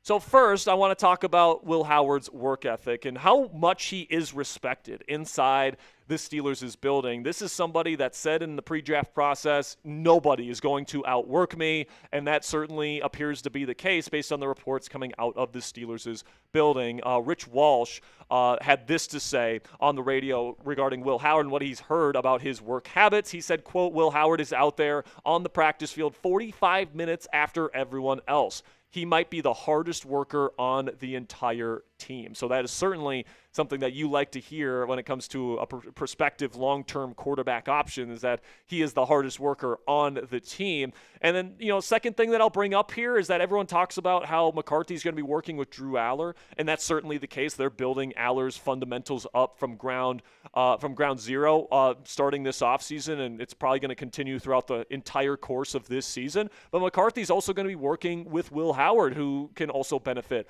from McCarthy's coaching and his quarterback school format that he does during the off seasons. This is what Will Howard had to say about Mike McCarthy here last week. He says, "You want to talk about a QB guru? I mean, Mike's showing me clips of Joe Montana back in 93, Rich Gannon, all those guys. We're watching clips from the 1993 AFC Championship game, installing some stuff. Like it's vintage, it's OG. He's a football guy, man. I've already learned a ton from him. His footwork nuances that he already has implemented for me and for Mason, for everyone, it's already helped me a lot. Me being a young guy, I'm kind of still trying to figure out my identity in this thing, who I'm going to be in this league. He's really kind of shaping that and shaping who I am as a player." So that is some really good news there if you are a Will Howard enthusiast out there. Another thing here is that it's not like Will has zero starting potential, all right? He does bring some legitimately good things to the table here that might give him a chance versus Drew Aller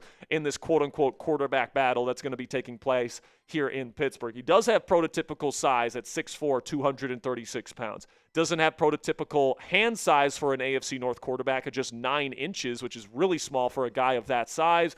But nonetheless, he does have that size to play a physical brand of football here in the AFC North. He also has good NFL arm strength. I wouldn't say it's special like Drew Aller's, for example, but it's certainly good enough. He's got clean upper body mechanics that I like. He's got a good deep ball, can throw it with some touch. He's a plus athlete, and he's got some good acceleration and power to him as a runner. He's not dynamic like a Josh Allen, like John Gruden likes to say about him, but he can move a little bit, and he's got a photographic memory, reportedly, so picking up new information, ingesting that, all that different stuff should be pretty good in the camp of Will Howard in his favor here. And then he was a clutch performer. He played his best football of his college career in the college football playoff, playing for the Ohio State Buckeyes, of course helping deliver a national championship in Columbus. So if Howard works out and if he becomes the best version of himself, he could be like a Dak Prescott-esque type of player. Now, obviously, Dak is a top 10 quarterback in the National Football League right now, and Will Howard going from 6th-round pick to top 10 quarterback in the game, it's going to take a while, and it's going to take a lot of development, just like, by the way, Dak Prescott had to undertake going from Mississippi State to Jason Garrett's offense in his early years, and then under Mike McCarthy when he eventually ended up in Dallas. But like in terms of the size, in terms of the arm strength and overall amount of arm talent, the ability to process information, I do think that there's a lot of similarities between Will Howard and Dak Prescott. So that is kind of like the best case scenario if Will Howard's going to work out here in Pittsburgh. But there's certainly a lot of floor to this equation as well. And the chances that he's in that kind of floor area as opposed to the ceiling area is probably a bit higher as a 6th-round selection. However, we just don't know if he's actually going to develop, right? There are things about Will Howard that he needs to develop based on where he was coming out of Ohio State that he definitely needs to get down pat if he wants to be a good starting quarterback in the National Football League. He was not much of an out-of-structure playmaker, specifically with his arm as a scrambler at Ohio State. If he was working out of structure, it was usually as a rusher, not as a passer. So that's something that's a skill set that he might want to develop a little bit more if he wants to be the best quarterback that he can possibly be. Also, it was a lot of one read to check down and one read to run type of stuff from him at Ohio State. The mental processing in terms of full field progression reads, pre and post snap recognition, we just haven't seen him do it in a game setting here in the National Football League, so we just don't know if it's going to be there. Also, downfield accuracy, 10 plus air yards down the field was an issue for Howard, both at Kansas State and at Ohio State. It was a lot of RPOs, a lot of short passes at Ohio State. And the downfield accuracy not necessarily was his strong suit. And part of the reason why that accuracy wasn't there for him was because of his pocket footwork. He really played with a very narrow base at Ohio State and heel clicked and did a lot of this stuff that we see from Drew Aller. Like, honestly, the footwork issues that Aller showed at Penn State, very similar to what Will Howard put on tape there at Ohio State.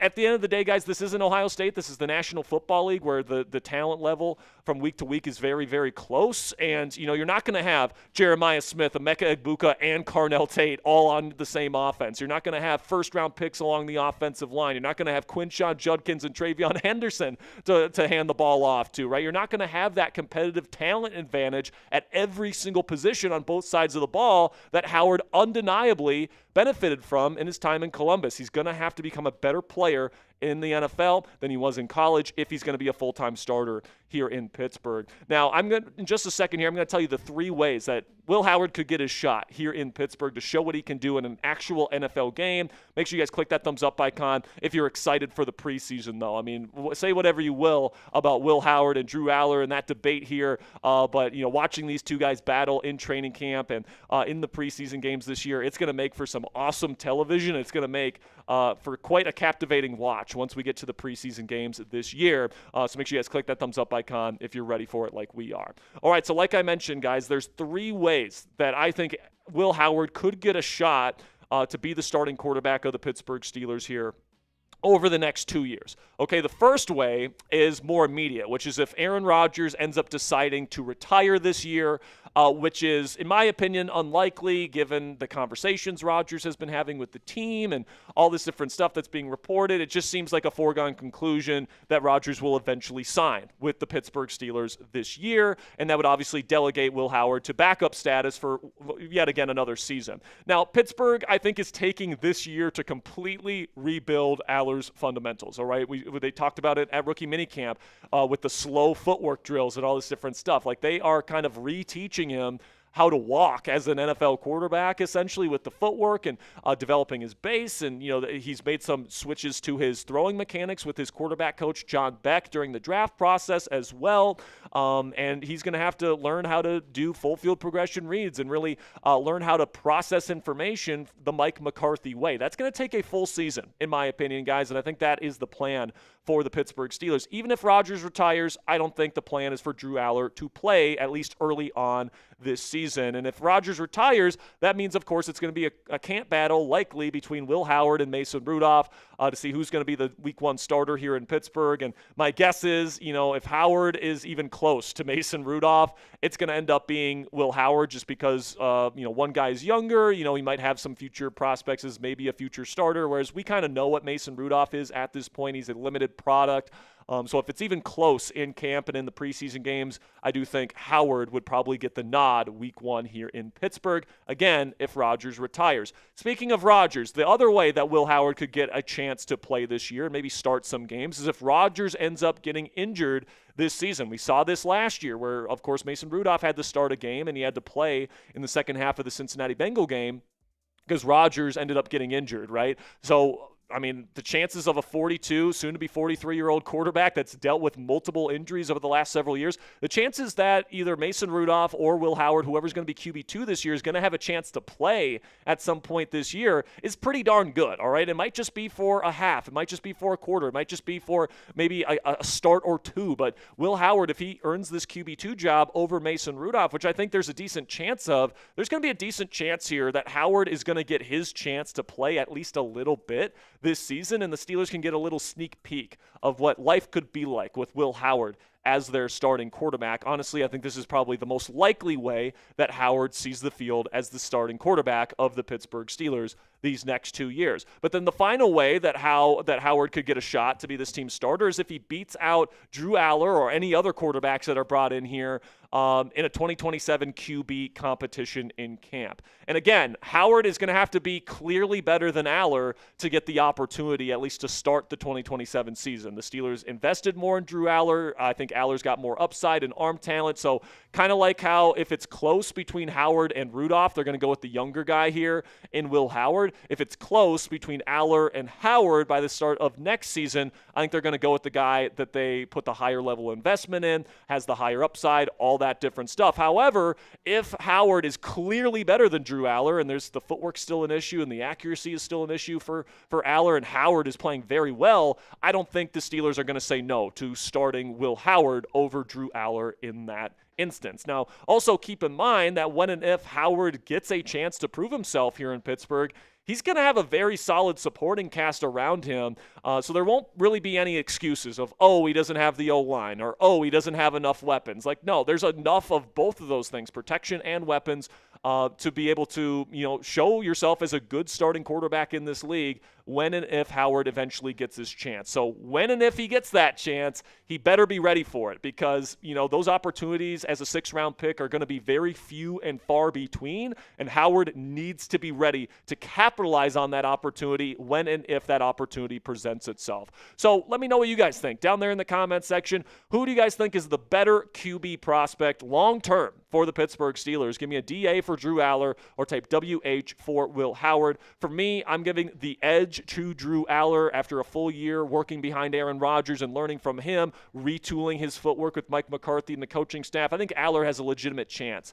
to be a good player in this league, so I would be typing DA, but I also think Will Howard also has a chance, so let me know what you guys think down there in the comments section. And if you guys want an in-detail kind of breakdown on Drew Aller's game, just like we provided for Will Howard today, I actually have my full scouting report with the pros, the cons, all that different stuff about Drew Aller on the channel already. I'll put the chip to that one in the top right if you want to check out that particular video. And that'll be it for today's edition of Steelers Talk by Chat Sports. Thank you guys so much for joining me here today. We're going to continue to get you guys in-depth player profiles on all the top Steelers players here, especially the new ones heading into the 2026 NFL season. So make sure you guys click that subscribe button if you haven't already. Till next time, guys. Here we go, Steelers.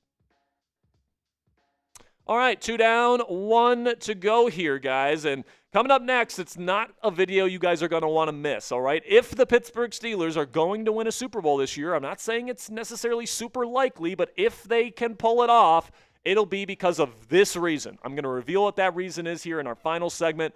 But first, let's get into some Super Chats. Starting with John V with a 5, says, I personally like the free agent pickups a little bit better than the draft. That's perfectly fine. I thought they did a really good job with the free agency stuff. Trading for Michael Pittman, pretty much trading nothing for him. It was just a late-round pick swap. You ended up giving him a contract extension, which obviously isn't cheap, but I think that, locking up your wide receiver trio here in Pittsburgh for the next 4 years now, I mean, DK, Pittman, and Jeremy are all under contract for the next 4 years. So you really lock that in. I think that's really, really good. And those guys can really grow with the younger quarterbacks in this group, right? Will Howard under contract for the next 3 years. Drew Aller under contract for the next 4 years. Those quarterbacks can really grow up with these wide receivers and that stability in that wide receiver room, which I think is a good thing. But yeah, Jamel Dean, excellent signing in my opinion. Jaquan Brisker was a good signing. I thought Brock Hoffman as a placeholder at guard is a good one. I think they did a really good job. Rico Dowdle was a fantastic one.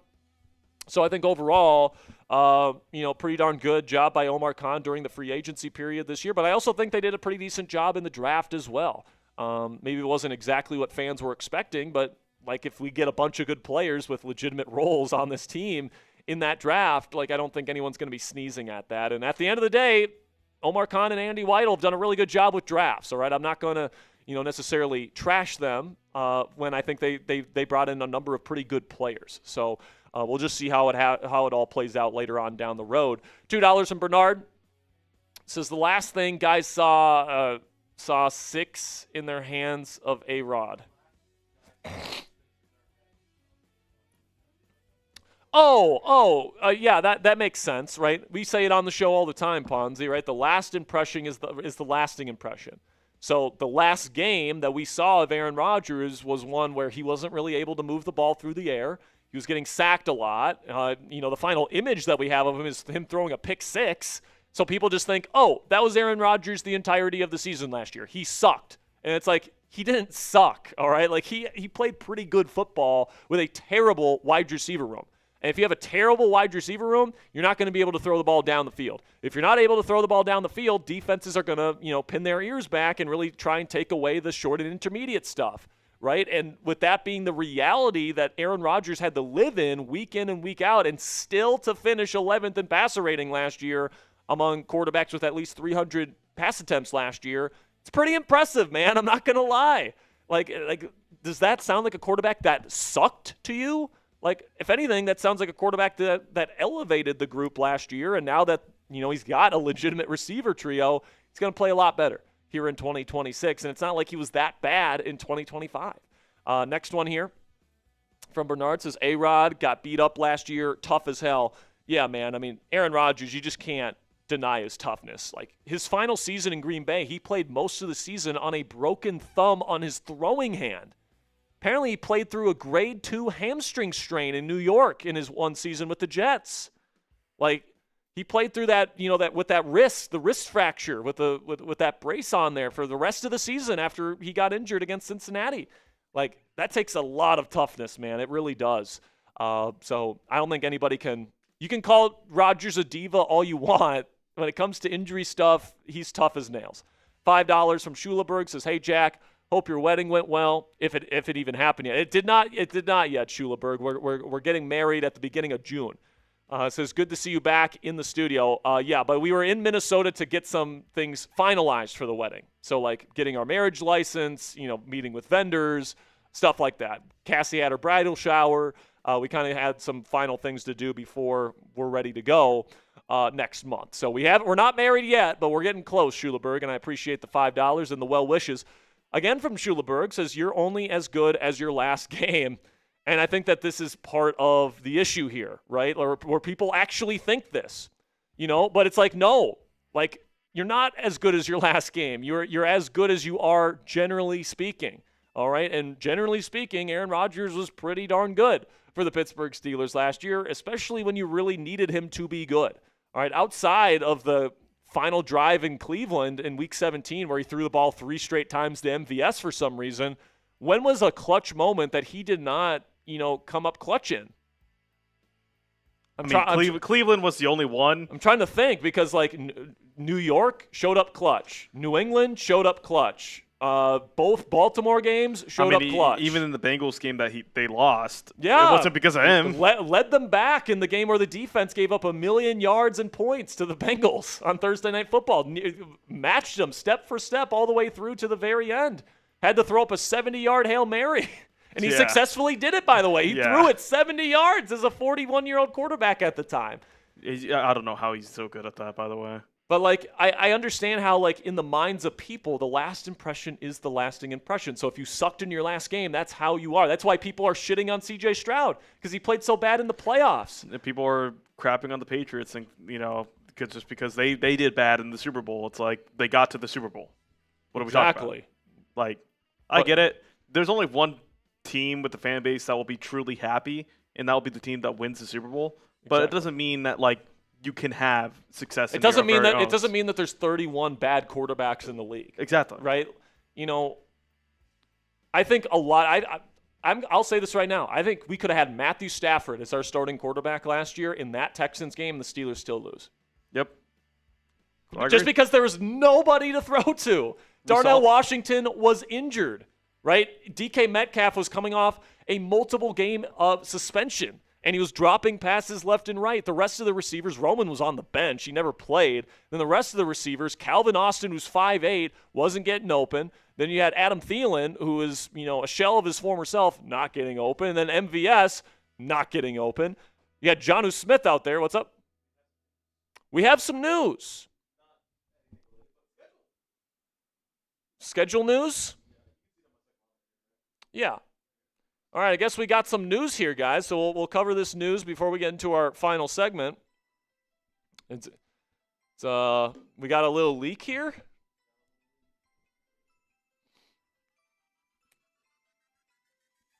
All right, so what is this, week 7 in Paris?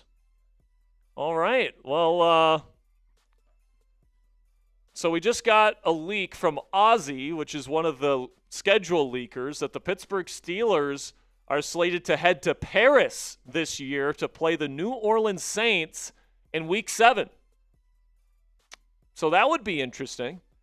Now, obviously, these leakers are not 100%. This is not confirmed by the NFL or anything like that. But this would be cool. But this would be awesome, man. Week 7 to go to Paris and, have another international game. Last year, the experience in Ireland was really cool, obviously. To go to Paris would be a pretty darn cool one, too. Go up against the Saints and Tyler Shuck.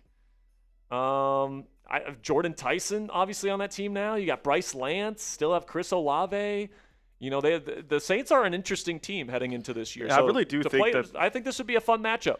Obviously you have the international games; they start sooner, but obviously New Orleans, huge fan base in Paris. I think that's going to be a really fun game. We'll be up early watching that one. Yeah, so we'll see if that gets confirmed on Thursday. I'm guessing it will. Yeah. I think that one would be a really fun one for sure. It'd be 100%. I think, what, 8 o'clock start time? All right. We still got more Super Chats here.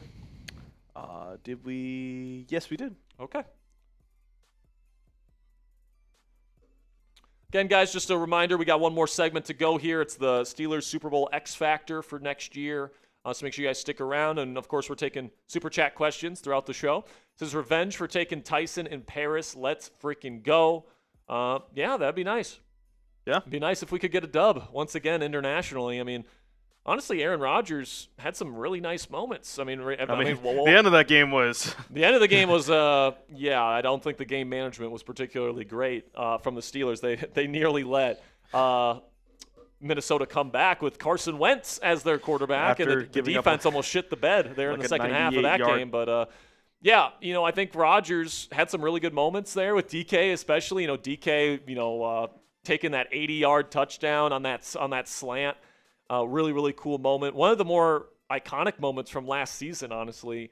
Hopefully they could recreate some of that magic internationally this year when we take on the Saints. Again, it's not confirmed, but it's rumored, and usually Ozzy is correct on those leaks. So appears that we're heading to Paris this year, so that should be a lot of fun. All right, let's get into our final segment here of the day, which is my opinion on the number one thing that the Pittsburgh Steelers need to get right this year if they want any chance of winning the Super Bowl here in 2026. Spoiler alert, it is not Aaron Rodgers.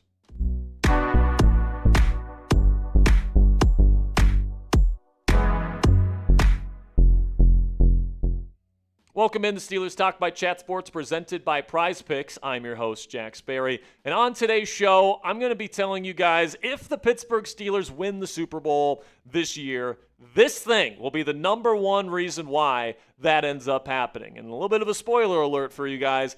My answer to this question is not quarterback Aaron Rodgers. It's something else that this team needs to get right if they want to turn this team from a team that makes the playoffs but loses in the first round every single year and frankly gets their butts kicked every single year to a team that's a legitimate contender come the later stages of January and hopefully early February. Now, before we get into the content today, what say you guys? Let me know down there in the comment section to kick us off. Does Pittsburgh have any chance of competing for a Super Bowl this year? Give me a yes or a no down there in the comment section. Even if you think there's a 1% chance that this team could legitimately compete this year, give me a yes. If you think it's a hopeless endeavor to even try, give me a no down there in the comment section. Now, to be clear, I do believe that Pittsburgh needs Aaron Rodgers to be their starting quarterback this year in order to possibly win a title this season. All right, if you wanted to go with a different veteran quarterback, a quote-unquote win-now option, I feel like those options have kind of come and gone. Maybe outside of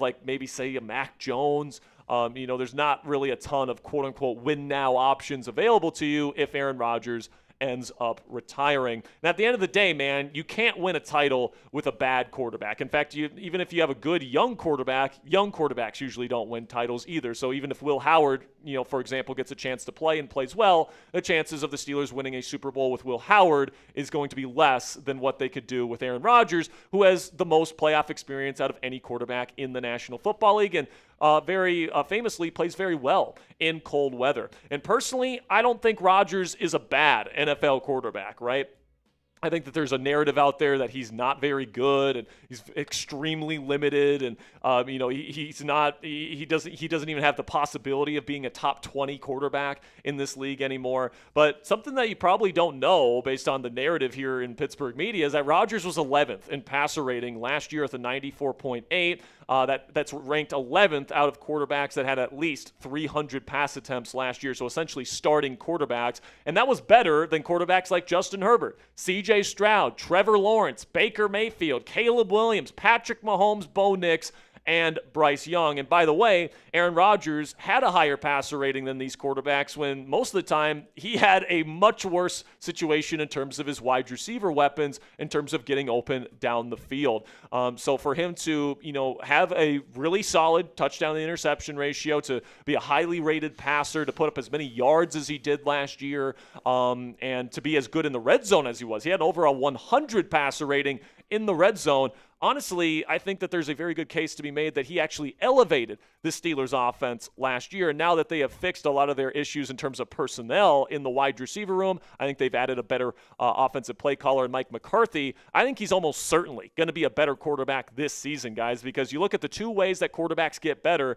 First way is that the quarterback in a vacuum gets better, and that's obviously not happening for Rodgers at age 42. But the other way is that you surround a quarterback with a better surrounding cast. You get him better receivers, better play calling, all that different stuff. And I think that the Steelers have succeeded, or at least I hope that they've succeeded in doing that this offseason. So I do think that Rodgers will be more productive than he was in 2025 this year. And it's not like he was that bad last season. He led this team to 10 wins, a division championship, all those different things. And, I think that the arrow is pointing up with this offense this year coming off of that. Now, with that said, I don't think Aaron Rodgers, if the Steelers were to win a Super Bowl this year, would be the number one reason why they would win the Super Bowl. I'm not expecting Aaron Rodgers to return to top 5 form and become a legit superstar quarterback, an MVP candidate again. That's not what I'm expecting from him, okay? But coming up here, I'm going to be revealing what I think is Pittsburgh's Super Bowl X Factor in 2026. If they can get this element of their team right this year and get it right in a big way, they could be, the team that goes from 10-7 to potentially Los Angeles next February. But before we get into what I believe the Steelers' Super Bowl X Factor is this year, let's have a word from our presenting sponsor today at Prize Picks, which is America's #1 sports picks app. And playoff basketball is still here, guys, but it won't be around forever, and there's no better place to cash in during the playoff season this year than with our friends at Prize Picks. The app is super easy to use. You just pick more than or less than on a few player snap projections and then lock in your lineup. And if basketball isn't necessarily your thing, they have a ton of other sports options to choose from, like baseball and others to choose from, and with a number of different stat projections from all those stats to choose from as well to truly customize your daily fantasy lineups. You guys can even look at next year's football season, and they even include projections for rookies like Fernando Mendoza, Jeremiah Love, and Jordan Tyson. With this particular projection and a power play, which means you have to get all 3 correct to win, you guys can win $120 from our friends at Prize Picks with just a $20 entry. So one thing that I love about the Prize Picks app, guys, is their social feeds feature, which allows you to copy lineups with your friends and copy lineups with a single click. You can actually follow me on the app at @csperry to see all of my lineups. Download the Prize Picks app today and use code HMA when you play your first $5 lineup to receive $50 in lineups. That's code HMA when you play your first $5 lineup to get an extra $50 in lineups with Prize Picks today. Click the link in the comments and description to download the app, and a big thank you to Prize Picks for sponsoring Steelers Talk.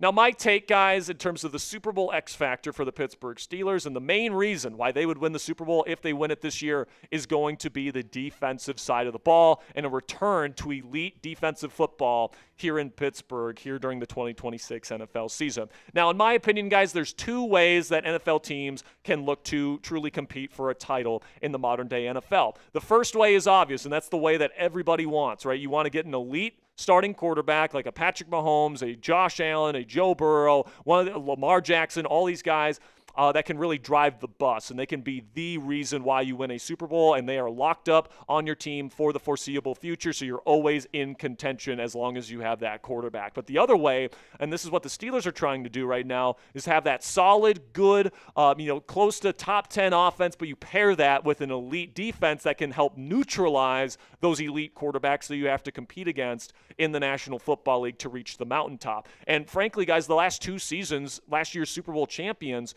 kind of followed this pathway. And you guys can see in the seasons prior to the Eagles and the 49ers winning the Super Bowl, they both went 10-7, the same exact record that the Pittsburgh Steelers had last year. And just like the Steelers in 2023, the Eagles were a round 1 exit. In fact, it was such a big collapse at the end of the 2023 season that there was talk of Nick Sirianni being fired. Like it was that bad of a situation. And then Seattle last year, or 2 years ago, I should say, was 10-7, right? And they missed the playoffs entirely. So very similar situations to where the Steelers are at right now. And let me ask you guys a question. Did either of those teams have necessarily elite quarterback play from either Jalen Hurts or Sam Darnold, during those seasons? I would argue no. I would not consider Jalen Hurts or Sam Darnold as elite superstar caliber wide quarterbacks on the same tier as Patrick Mahomes and Josh Allen and Lamar Jackson. They're good quarterbacks and they're very solid QBs that are capable of not screwing things up and work behind their great defenses. But they certainly weren't driving the bus, in my opinion. They weren't the reasons why those teams won the Super Bowl. The reasons why those teams won was because they had good QB play, right? They didn't have bad quarterbacks, but their offensive production was good. But they paired that with an elite defense that just wouldn't quit and really neutralized the elite quarterbacks that they had to defeat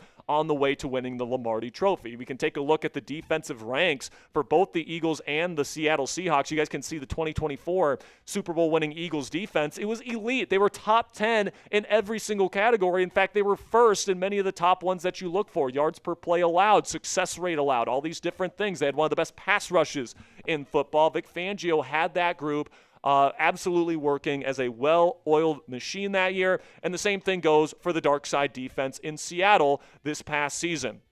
Okay, you had, some fantastic numbers from that group led by Mike McDonald, who is a fantastic, defensive-minded head coach there for the Seattle Seahawks. And just like the Philadelphia Eagles in 2024, the Seattle Seahawks ranked in the top 10 in pretty much every single category as well that you look at. And they were top 5 in pretty much every single category as well. And the ones that they weren't, they ranked 6th.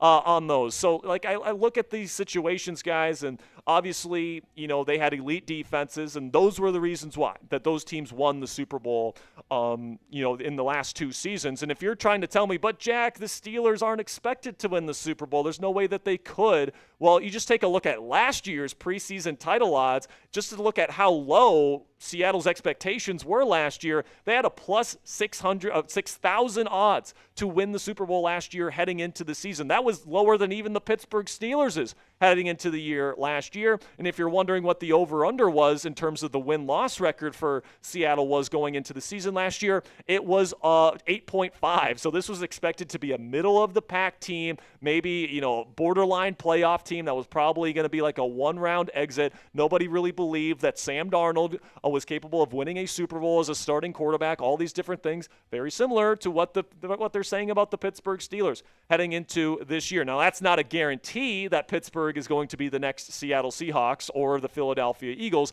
Obviously, things need to kind of click into place and fall into the right place, but is it impossible for the Pittsburgh Steelers to be the next Seattle Seahawks or the next Philadelphia Eagles? I certainly don't think that's the case, and I think that their path to the Super Bowl for this upcoming season, if they want any prayer at winning the Super Bowl this next year, it's not going to be on the arm of Aaron Rodgers or the offense. It's going to be from a defense that goes from pretty good this past season to an elite group that's top 3 among the league's defenses. And if they do that, I think they'll have a legitimate chance to make some damage in January. You guys can take a look at the starting spot here for where the Steelers were last year. And when you take into account especially the slow start that the Steelers defense had last year, at the end of the season, they didn't really rank very well in many categories, but they were top 5 in both red zone defense and turnovers. So you're hoping that continues on here with new leadership here in Pittsburgh. But the good news, guys, is I think that jump from a pretty good defense last year, especially towards the end of the season,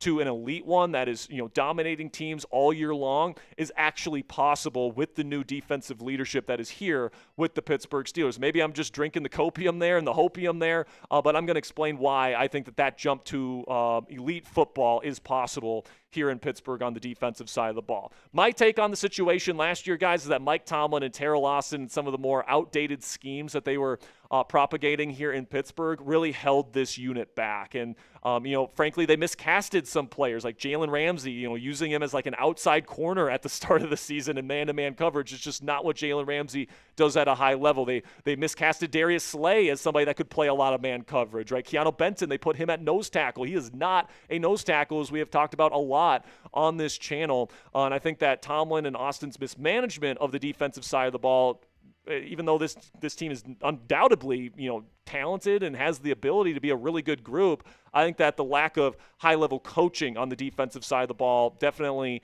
held this team back in 2025. And now we have a DC and Patrick Graham that I really, really believe in. I'm really excited to see get to work here with the Pittsburgh Steelers. And the reason why I'm excited to see Patrick Graham call this defense is because he's very modern. He is a very modern defensive coordinator in terms of the schemes that he runs, but his calling card has always been, even going back to his time in New England and Miami and with the Giants, is versatility and creativity. He is not afraid to play to the strengths of his players, and he's going to be versatile, and he's going to be adaptable, and he's going to really adapt the scheme that he runs based on the players that he has on his roster. I mean, with the Giants, I was so impressed with how he took a super limited defensive roster, one of the least talented and least expensive groups in football during that time under head coach Joe Judge, and he kind of implemented this really creative 3-3-5 kind of alignment scheme where there was a lot of players at the line of scrimmage. They were, doing a lot of pre and post snap movement and rotations, and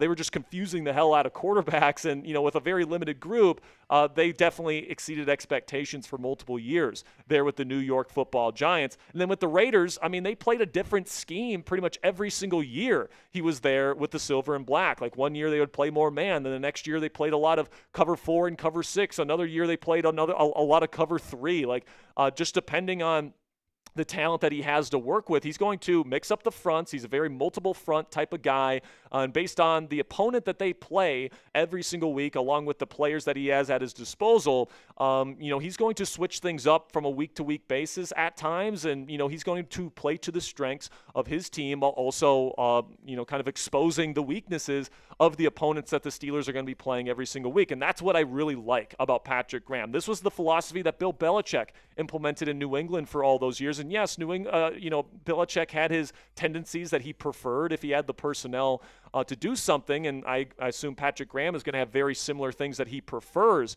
here in Pittsburgh. But if he doesn't have the personnel to run that effectively, it's not like he's going to try and jam a round like a square peg in a round hole, right? He's going to really adjust this scheme to what it needs to be to get the most success out of this group, and that's what I love about Patrick Graham. And now Patrick Graham is going into a season here where he has more talent to work with than he's ever had as a defensive play caller at the NFL level. Everywhere that he's gone, he's had to deal with limited defensive personnel, whether it was with Miami and Brian Flores, whether it was with the Giants, whether it was with the Las Vegas Raiders. Every single year they had limited defensive talent. If you don't believe me on that, go ahead. Name 4 players on any of his defenses in any of the years that he was a DC. All right, like it's really, really tough to name players that were together at the same time. Like there's some easy ones like, Max Crosby, but there's not a whole lot of like elite talents or even star level talents that he had to work with in either New York or in Las Vegas. And now he's inheriting a group that has superstars on it, like TJ Watt, Alex Highsmith. Nick Herbig is one of the best designated pass rushers in football. Cam Hayward, who's still playing at a high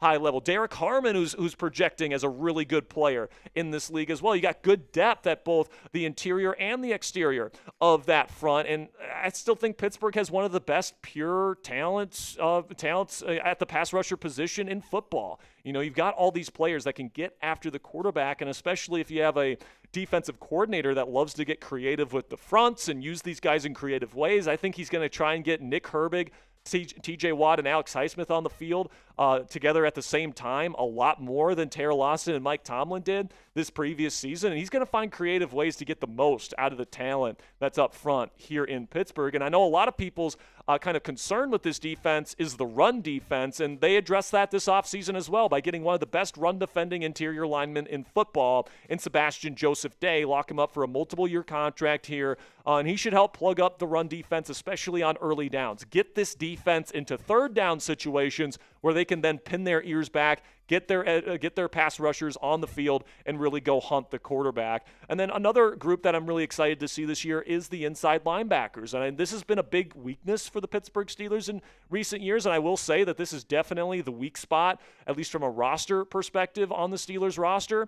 But remember, man, Patrick Queen was an all-pro with the Baltimore Ravens before he ended up coming to Pittsburgh, and Mike Tomlin and Terrell Austin's scheme was notorious for putting linebackers in really tough positions to succeed. They would ask them to guard slot receivers and match coverage and all this different stuff that you just don't see modern defenses ask of their linebackers anymore. And I think that bringing in Patrick Graham, who's going to be bringing a more, new school philosophy here to Pittsburgh, is going to help get the most out of Patrick Queen and hopefully return him to all-pro form, or at least, really good player form. He hasn't been a terrific player here in Pittsburgh the last 2 years, in my opinion. But it would also be nice to see somebody get the most out of Peyton Wilson. I think Wilson's been a bit of a disappointment through the first 2 years of his career, but we know how talented he is and how athletic he is. Hopefully in a system that, puts these linebackers in a better position to succeed. Hopefully he can kind of blossom into the player we thought we were getting when we drafted him in the third round a few years ago. But then you get to the secondary, and I think that this is an excellent group as well. You got two outside corners here, Joey Porter Jr. and Jamel Dean, who are excellent in man coverage. You've got Deshaun Elliott. You bring in Jaquan Brisker as the other safety, and then Jalen Ramsey not only can play safety when you're in your base formations, but he can also play that big nickel role that we've seen teams like the Chargers and the Ravens and the Seattle Seahawks, really transform their defense with. And Ramsey absolutely is somebody that can play that role at a high level, in my opinion. And my prediction for the Steelers' defense this year under Patrick Graham is he's going to take a look at this personnel like he always does with all of his teams, and he's going to say, we have one of the best pure big nickel players in football on our team. We're going to take advantage of that and really center our defense around our great pass rush, and then in the secondary have essentially a hybrid linebacker / slot corner in Jalen Ramsey, who for years has been one of the best slot players in the league. He's a fantastic blitzer. He's maybe the best tackling DB in the National Football League right now, maybe even just outside of Deshaun Elliott. He's got long arms. He still plays physical. He sets the tone. And I think Ramsey is really going to be the straw that stirs the drink for the Pittsburgh Steelers defense this year. And he could really make the difference here, because last year, obviously, he started at nickel for the most part, and he played very well there. That was where he played his best football, was when he was playing in the slot for the Pittsburgh Steelers. Then he moves to safety, and he wasn't terrific, right? He was obviously a player learning a new position.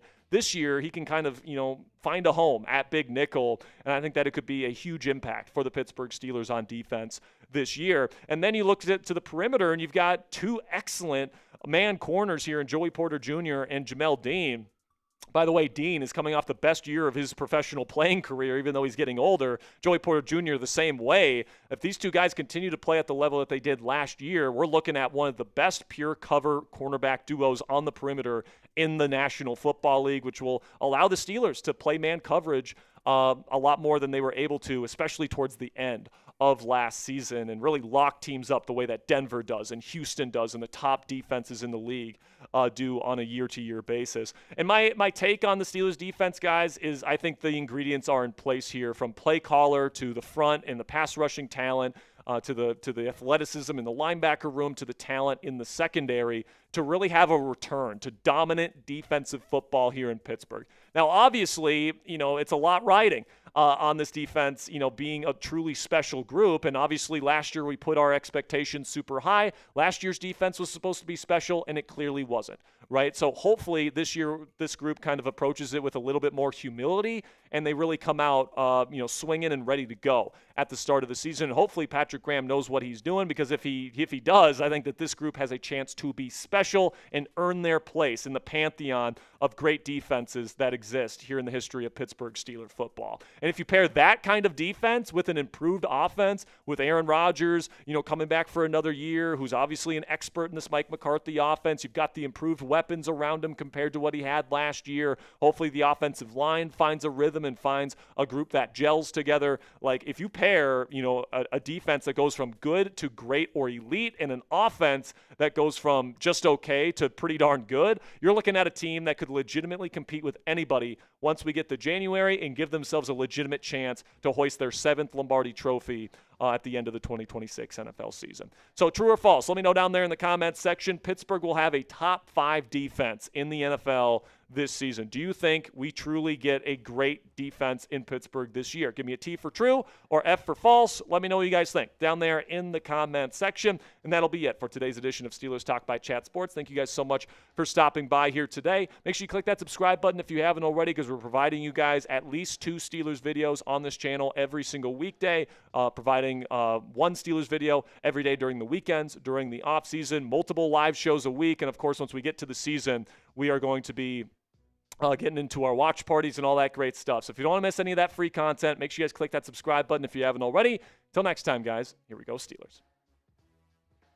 All right, so unfortunately some bad news here, guys. Alan Saunders from Steelers Now is reporting that the Steelers are waiving cornerback Corey Trice as he has failed his physical. So I can't say it surprises me. He's dealt with a lot of injury stuff throughout his career, even before he got to the Steelers. And listen, I still don't hate the draft pick. I mean, he still, he came into the league with a lot of promise and a lot of potential, a great physical skill set. And all you had to give up was a 7th-round pick for him. Like, you spent a 7th-rounder on him. I think that was more than worth the risk. Obviously, it didn't end up working out, but for the upside that you ended up spending that pick on, I think it was worth it. Obviously, it didn't end up working out, which sucks, but, just wish Corey the best of luck moving forward. But if he's not passing a physical at this point, man, I don't know if he's going to. So, no,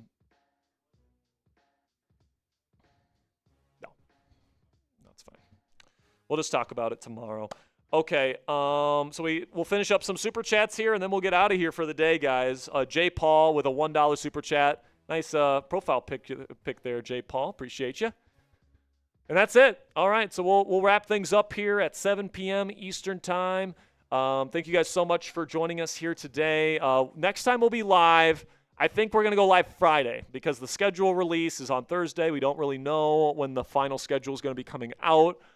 So I'm going to plan on Friday live show, and I think Friday is the day to watch out for when it comes to Aaron Rodgers. So next time we'll be live, unless Rodgers makes a decision before Friday, will be Friday. So just mark your calendars. We'll be back here to kick off your weekend on Friday evening. But for this live show from me and Ponzi, thank you guys so much for joining us here today. Some really good stuff that we talked about on today's show. And if you guys want more Steelers content for free every single day here on the channel, make sure you guys click that subscribe button. Till next time, guys, here we go, Steelers.